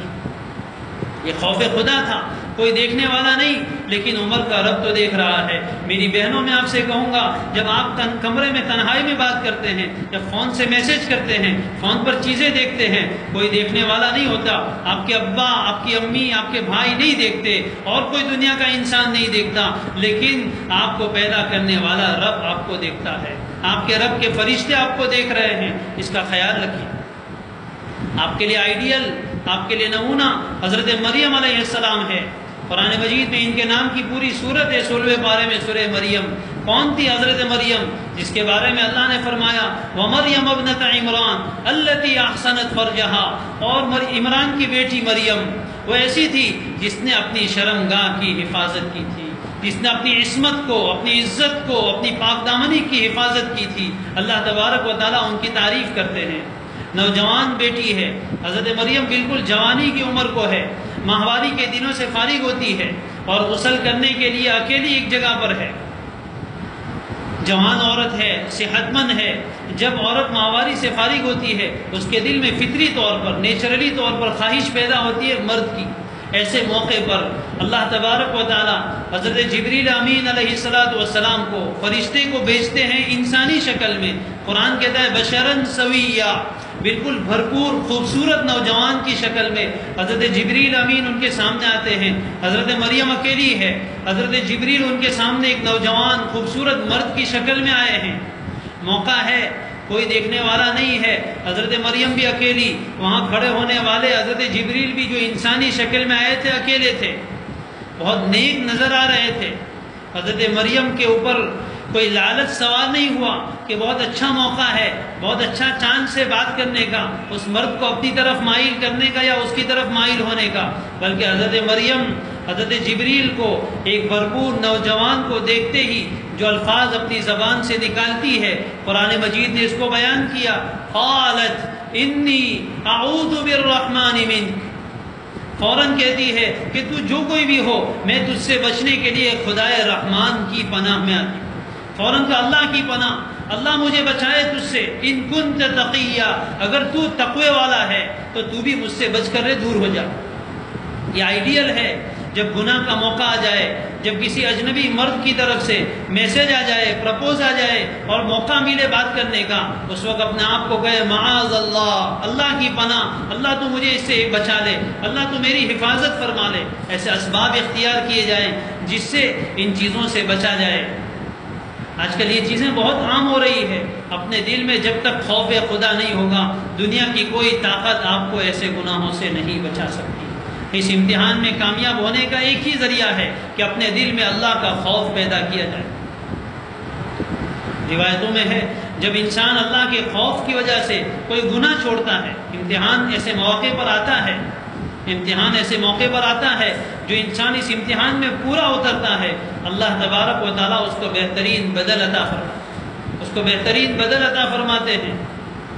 چنانچہ کتابوں میں حدیث شریف میں واقعہ موجود ہے، بنی اسرائیل میں ایک شخص تھا، اس کا نام تھا کفل۔ ایک عورت اپنے پیٹ کی ماری، اپنے پیٹ کو پالنے کے لیے، بہت غریب عورت تھی، اس کے پاس کھانے پینے کے لیے کچھ نہیں تھا، فقر و فاقہ تھا، اور کفل ایک مالدار آدمی تھا۔ کچھ مال مانگنے کے لیے، بھیک مانگنے یا قرض لینے کے لیے وہ کفل کے پاس پہنچتی ہے اور اپنا حال بیان کرتی ہے کہ میں بہت غریب عورت ہوں، میرے پاس کھانے کے لیے کچھ نہیں ہے، مجھے کچھ مال دے دو، قرض کے طور پر یا اپنی طرف سے۔ کفل اس وقت تک ایک اوباش قسم کا آدمی اور نوجوان تھا، شراب و شباب کا عادی تھا، عورتوں کا دل دادا تھا۔ اس نے دیکھا کہ عورت مجبور ہے، پیٹ کی وجہ سے مجبور ہے، اس نے مجبوری کا غلط فائدہ اٹھایا اور اس کے سامنے گناہ کی پیشکش رکھ دی کہ تجھے کوئی قرضہ لینے کی ضرورت نہیں ہے، بس ایک مرتبہ میری خواہش پوری کر دے اور میرے ساتھ زنا کر لے تو میں تجھے اتنا اتنا مال دے دوں۔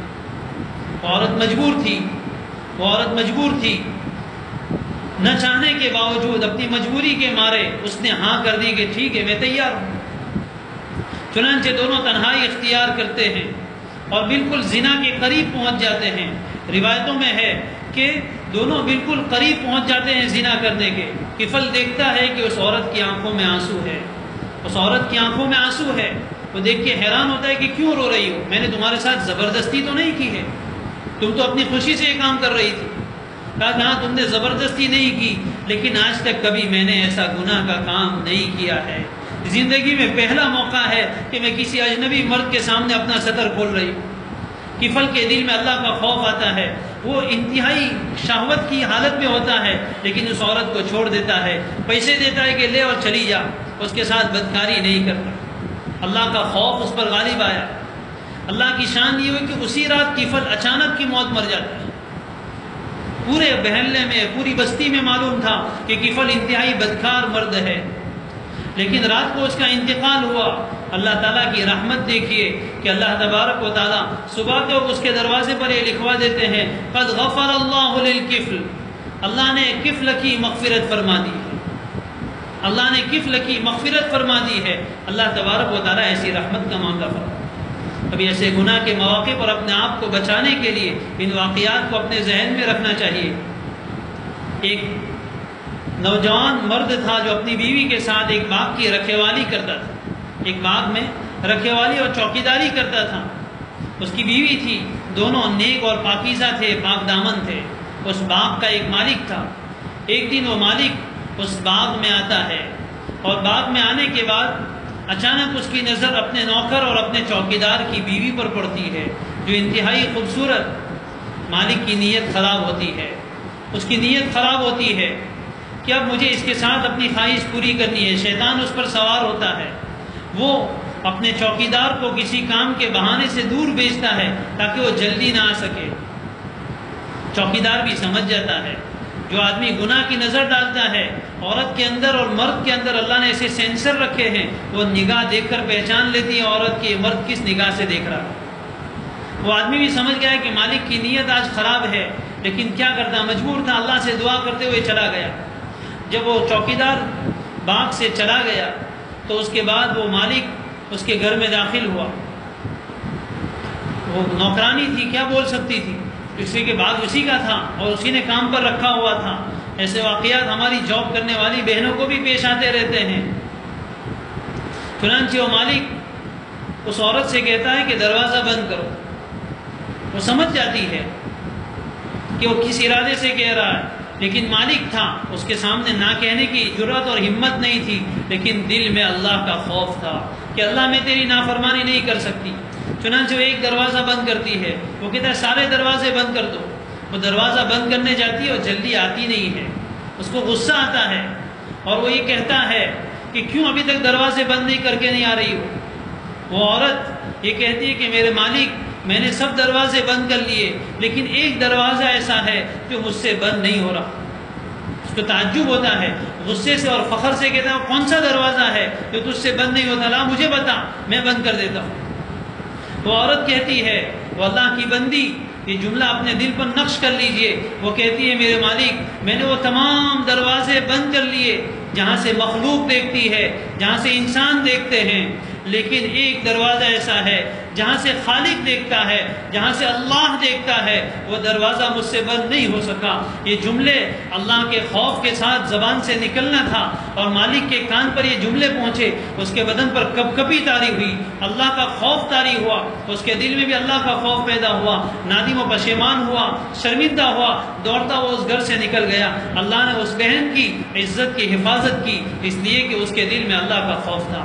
میں یہی جملہ کہوں گا میری بہنوں، میری بیٹیوں، جس وقت آپ گھر کے دروازے اور روم کے دروازے بند کر کے، جب ٹوائلٹ باتھ روم کے دروازے بند کر کے فون پر بات کرتے ہیں، اس وقت سارے دروازے بند ہوتے ہیں، لیکن ایک دروازہ کھلا ہوتا ہے جس سے اللہ تبارک و تعالیٰ دیکھتے ہیں۔ اس دروازے کو نہ کوئی بند کر سکا ہے اور نہ کوئی بند کر سکے گا۔ اللہ تبارک و تعالیٰ دیکھتے ہیں، اس بات کا دھیان اپنے دل میں پیدا کیجئے، میں ہر دم اللہ کی نظر میں ہوں۔ آپ ٹیوشن جا رہے ہیں، وہاں بھی اللہ کی نظر میں ہیں، آپ اسکول اور کالج میں ہیں، وہاں بھی اللہ کی نظر میں ہیں، آپ کمرے میں ہیں، وہاں بھی اللہ کی نظر میں ہیں۔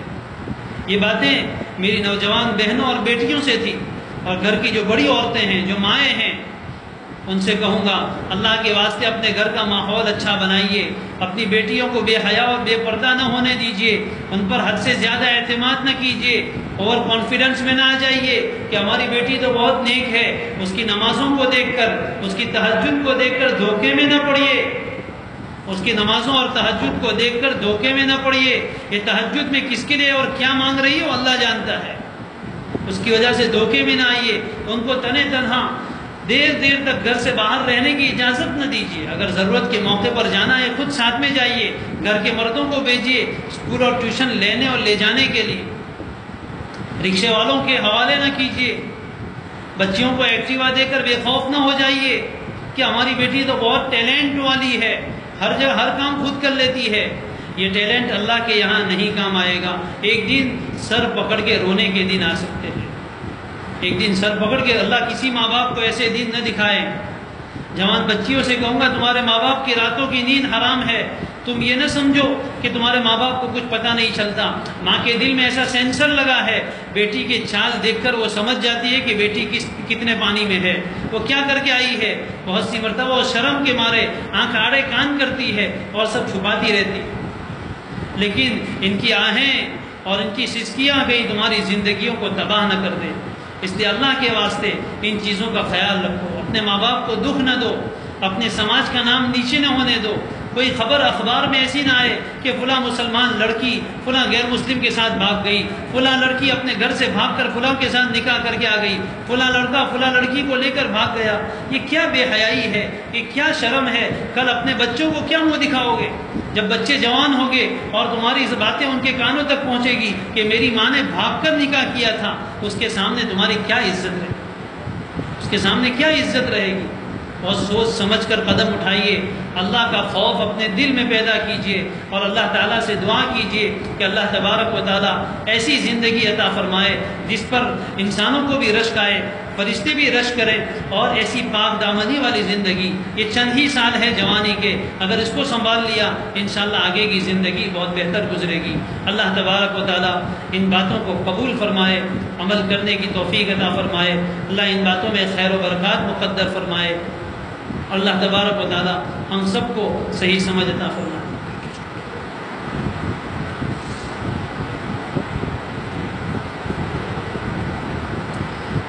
دعا سے پہلے ایک اعلان سن لیجیے۔ جس طرح آج یہاں ہماری مائیں بہنیں بہت ہی عزت کے ساتھ، بہت ہی اہتمام کے ساتھ جمع ہوئی، اللہ تبارک و تعالیٰ آپ سب کو جزائے خیر دے، آپ کا آنا بے انتہا قبول فرمائے، ہدایت کا ذریعہ بنائے۔ اسی طرح ہم جانتے ہیں کہ آج ہمارا ماحول کتنا بگڑا ہوا ہے، ہمارے نوجوان بیٹے ہمارے ہاتھوں سے نکلتے جا رہے ہیں، لہذا اسی فکر کو لے کر آئندہ کل سنیچر اور پرسوں اتوار، 2 دن سنیچر اور اتوار مخدوم پورہ مسجد میں نوجوانوں کا اور خاص کر کے اسکول کالج میں پڑھنے والے اسٹوڈنٹس کا ایک جوڑ اور کیمپ رکھا گیا ہے، جس میں اسی طرح کی اور اس کے علاوہ اور بھی بہت ساری باتیں انشاءاللہ سامنے آئے گی۔ لہذا اپنے گھر سے اپنے بیٹوں کو، اپنے بھائیوں کو، اپنے والد کو وہاں بھیجنے کی پوری فکر اور اہتمام کریں، اس کی دعوت چلائیں انشاءاللہ۔ گھر کے مردوں میں دینداری آئے گی، گھر کی عورتوں میں دینداری آئے گی تو زندگی بہت بہتر ہو جائے گی۔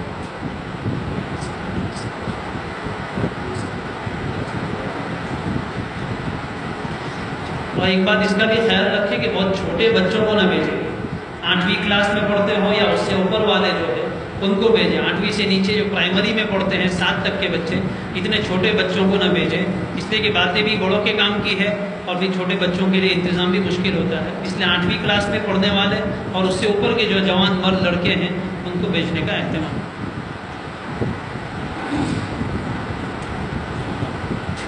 دعا کرتے ہیں۔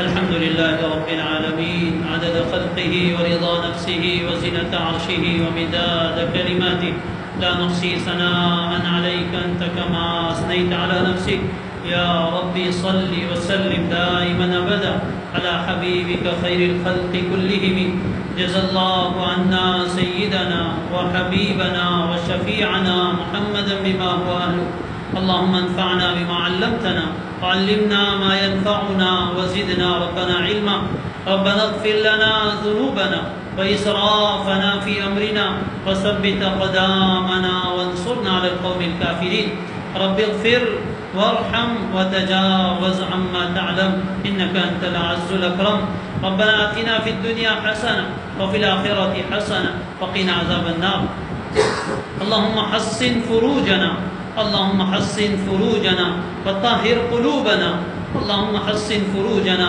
وطهر قلوبنا اللهم حسن فروجنا وطهر قلوبنا يا أرحم الراحمين يا أرحم الراحمين يا أرحم الراحمين يا أرحم الراحمين يا أرحم الراحمين پیارے اللہ، اے ہمارے پیارے رب، اے ہمارے پیارے رب، اے ہمارے پیارے رب، اے ہماری شہرت سے زیادہ قریب رہنے والے ہمارے رب، اے ہمیں پیدا کرنے والے اللہ، اے ہمیں روزی دینے والے اللہ، اے ہمیں حسن و جمال دینے والے اللہ، اے ہمیں عزت دینے والے اللہ، اے ہمارے پیارے رب، ہم آپ کے بندے اور بندیاں آپ کے حضور ہاتھ پھیلا کر حاضر ہیں۔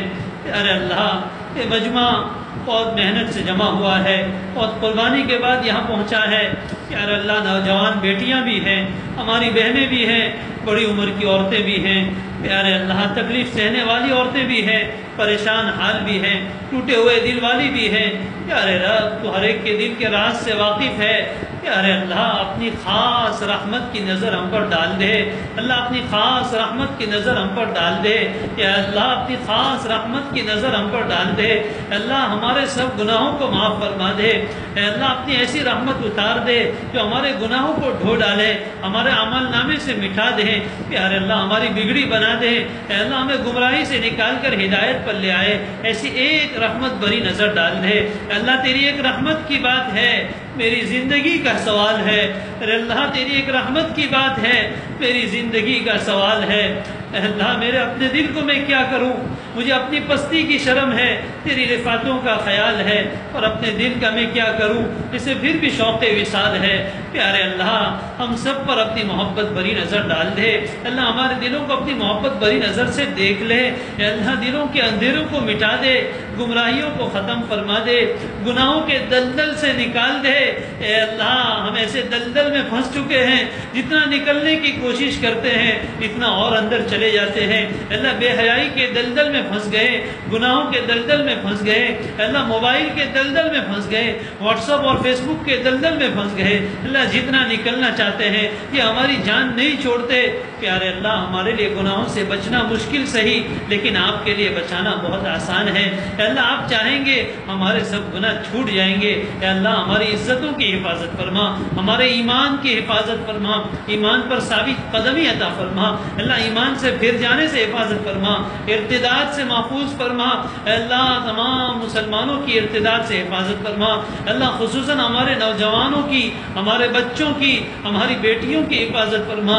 اللہ جب کان پر یہ آواز آتی ہے فلاں مسلمان بیٹی کسی کافر کے ساتھ چلی گئی، اے اللہ یہ دل چاہتا ہے کہ اس سے پہلے ہم قبر میں چلے گئے ہوتے۔ پیارے رب ایسی خبروں سے اب ہمارے کانوں کو محفوظ فرما دے۔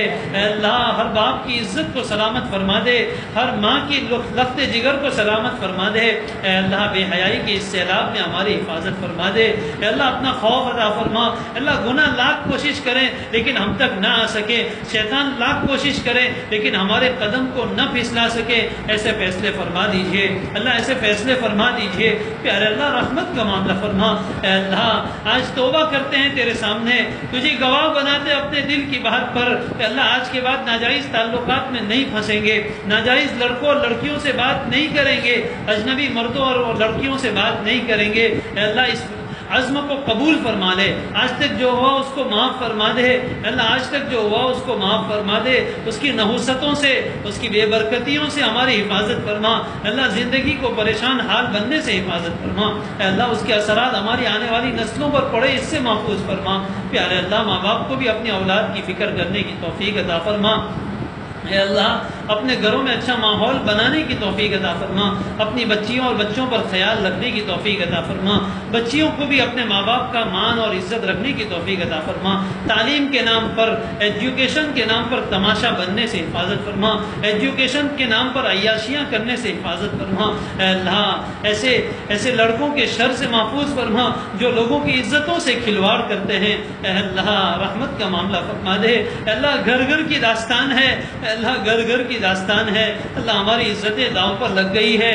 پیارے اللہ ہماری عزتیں داؤ پر لگ گئی ہے، اگر تو نہیں بچائے گا تو ہم نہیں بچ پائیں گے۔ اے اللہ لباس سے بے حیائی کو ختم فرما، شرعی پردے کی توفیق عطا فرما، اللہ شرعی پردے کی توفیق عطا فرما، اللہ ڈھیلے ڈالے لباس پہننے کی توفیق عطا فرما، فتنہ بننے سے اور فتنے میں پڑنے سے حفاظت فرما، اللہ فتنہ بننے سے اور فتنے میں پڑنے سے حفاظت فرما۔ کہیں ایسا نہ ہو دنیا میں ہم لباس پہن کر گھومیں اور قیامت کے دن ہمارے لباس اتار دیے جائے۔ پیارے اللہ ایسی بے حیائی سے اور ایسے ننگے پن سے ہماری حفاظت فرما، آنکھوں کی حفاظت فرما، کانوں کی حفاظت فرما، زبانوں کی اور قدموں کی حفاظت فرما۔ اللہ اگر ہمارے قدم گناہ کی طرف اٹھنا چاہیں اللہ اٹھتے ہوئے قدموں کو روک دیجئے، ہماری انگلیاں چلنا چاہے انگلیوں کو روک دیجئے۔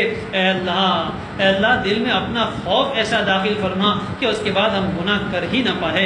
پیارے اللہ ایسے فیصلے فرما دیجیے. اللہ جو پریشان ہیں ان کی پریشانیوں کو دور فرما, جو مقروض ہیں ان کے قرضوں کی ادائیگی کی شکلیں پیدا فرما. یا اللہ جو خواتین اپنے شوہروں سے پریشان ہیں ان کے شوہروں کو نیک توفیق عطا فرما. جو شوہر اپنی بیویوں سے پریشان ہیں اللہ ان کی بیویوں کو نیک توفیق عطا فرما. گھروں میں جنت والا ماحول پیدا فرما, آپس میں محبت مودت عطا فرما. اللہ کتنی ہماری بہنیں ایسی ہیں نکاح کو سالہ سال ہو گئے, کئی بچوں کی ماں بن گئی لیکن ابھی تک شوہر کی محبت نہ مل سکی. اللہ ان کے شوہروں کو محبت کرنے والا بنا دے, گھروں میں الفت عطا فرما دے. اللہ گھروں میں الفت عطا فرما دے. کتنی ہماری بہنیں ایسی ہیں نکاح کو سالہ سال گزر چکے ابھی تک گود اولاد سے خالی ہیں. اللہ سب کو نیک صالح اولاد عافیت کے ساتھ عطا فرما. اللہ جن کی اولاد ہے ان کی اولاد کو ان کی آنکھوں کی ٹھنڈک, ان کے دل کا سرور اور ان کی امیدوں سے بڑھ کر بنا. اللہ ان کے نیک نامی کا ذریعہ بنا, بدنامی کا ذریعہ بننے سے حفاظت فرما. اللہ بد کرداری سے اور بد چلنی سے حفاظت فرما. پیارے اللہ آج کے ہمارے اس اجتماع کو بے انتہا قبول فرما. یقیناً ہم سے بڑی کمیاں اور کوتاہیاں رہ گئی. جیسا اخلاص چاہیے ویسا نہیں تھا, جیسا باتیں بتانی چاہیے ویسی نہیں بتا سکے, اور جیسی سننی چاہیے ویسی نہیں سن سکے. لیکن مولا تو تھوڑے کو زیادہ بنا کر قبول فرما لے. اے اللہ تو قبول کرنے کے لیے کسی چیز کا محتاج نہیں ہے. اللہ تو مختار کل ہے, تو اے اللہ بادشاہ ہے, جو چاہے قبول کر لے, تجھے کوئی پوچھنے والا نہیں ہے. ہمارا آج کے اس اجتماع کو ہم سب کے لیے ذریعہ نجات بنا, ہم سب کے لیے قبولیت کا ذریعہ بنا, اپنی رضا کا ذریعہ بنا.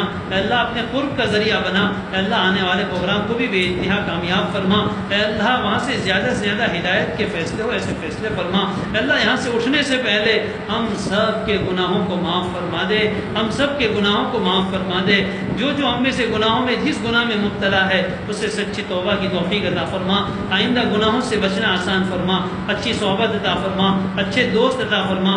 بری صحبت سے اور برے دوستوں سے حفاظت فرما. گناہوں کے راستے پر لے جانے والے دوستوں سے حفاظت فرما. نیکی کے راستے پر لے جانے والی دوستیاں عطا فرما. پیارے اللہ رحمت کا معاملہ فرما, نیک لوگوں سے تعلق قائم کرنے والا بنا. اے اللہ اپنے گھروں میں رہنے کی توفیق عطا فرما. اے اللہ بے ضرورت باہر گھومنے سے حفاظت فرما. اے اللہ بے حیائی اور بے پردگی سے حفاظت فرما. پیارے اللہ ہمیں سے ہر ایک کے دل میں بہت سی جائز مرادیں ہیں اور بہت سی پریشانیاں ہیں, وہ آپ کے علاوہ کسی کے سامنے نہیں کہہ سکتے اور دل میں رکھ کر سہ بھی نہیں سکتے. لیکن مولا آپ تو دلوں کے راز سے واقف ہے. ہم سب کی جائز مرادیں پوری فرما, ہم سب کی پریشانیاں دور فرما. جو جس اعتبار سے پریشان ہے اس کی پریشانی کو دور فرما. جو مانگا وہ بھی عطا فرما, جو مانگنے سے رہ گیا وہ بھی عطا فرما. ہماری دعاؤں کو اپنے فضل سے پیارے نبی صلی اللہ علیہ وسلم کے صدقے میں قبول فرما. وصلی اللہ تعالی علی خیر خلقہ محمد وآلہ وصحبہ اجمعین برحمتک یا ارحم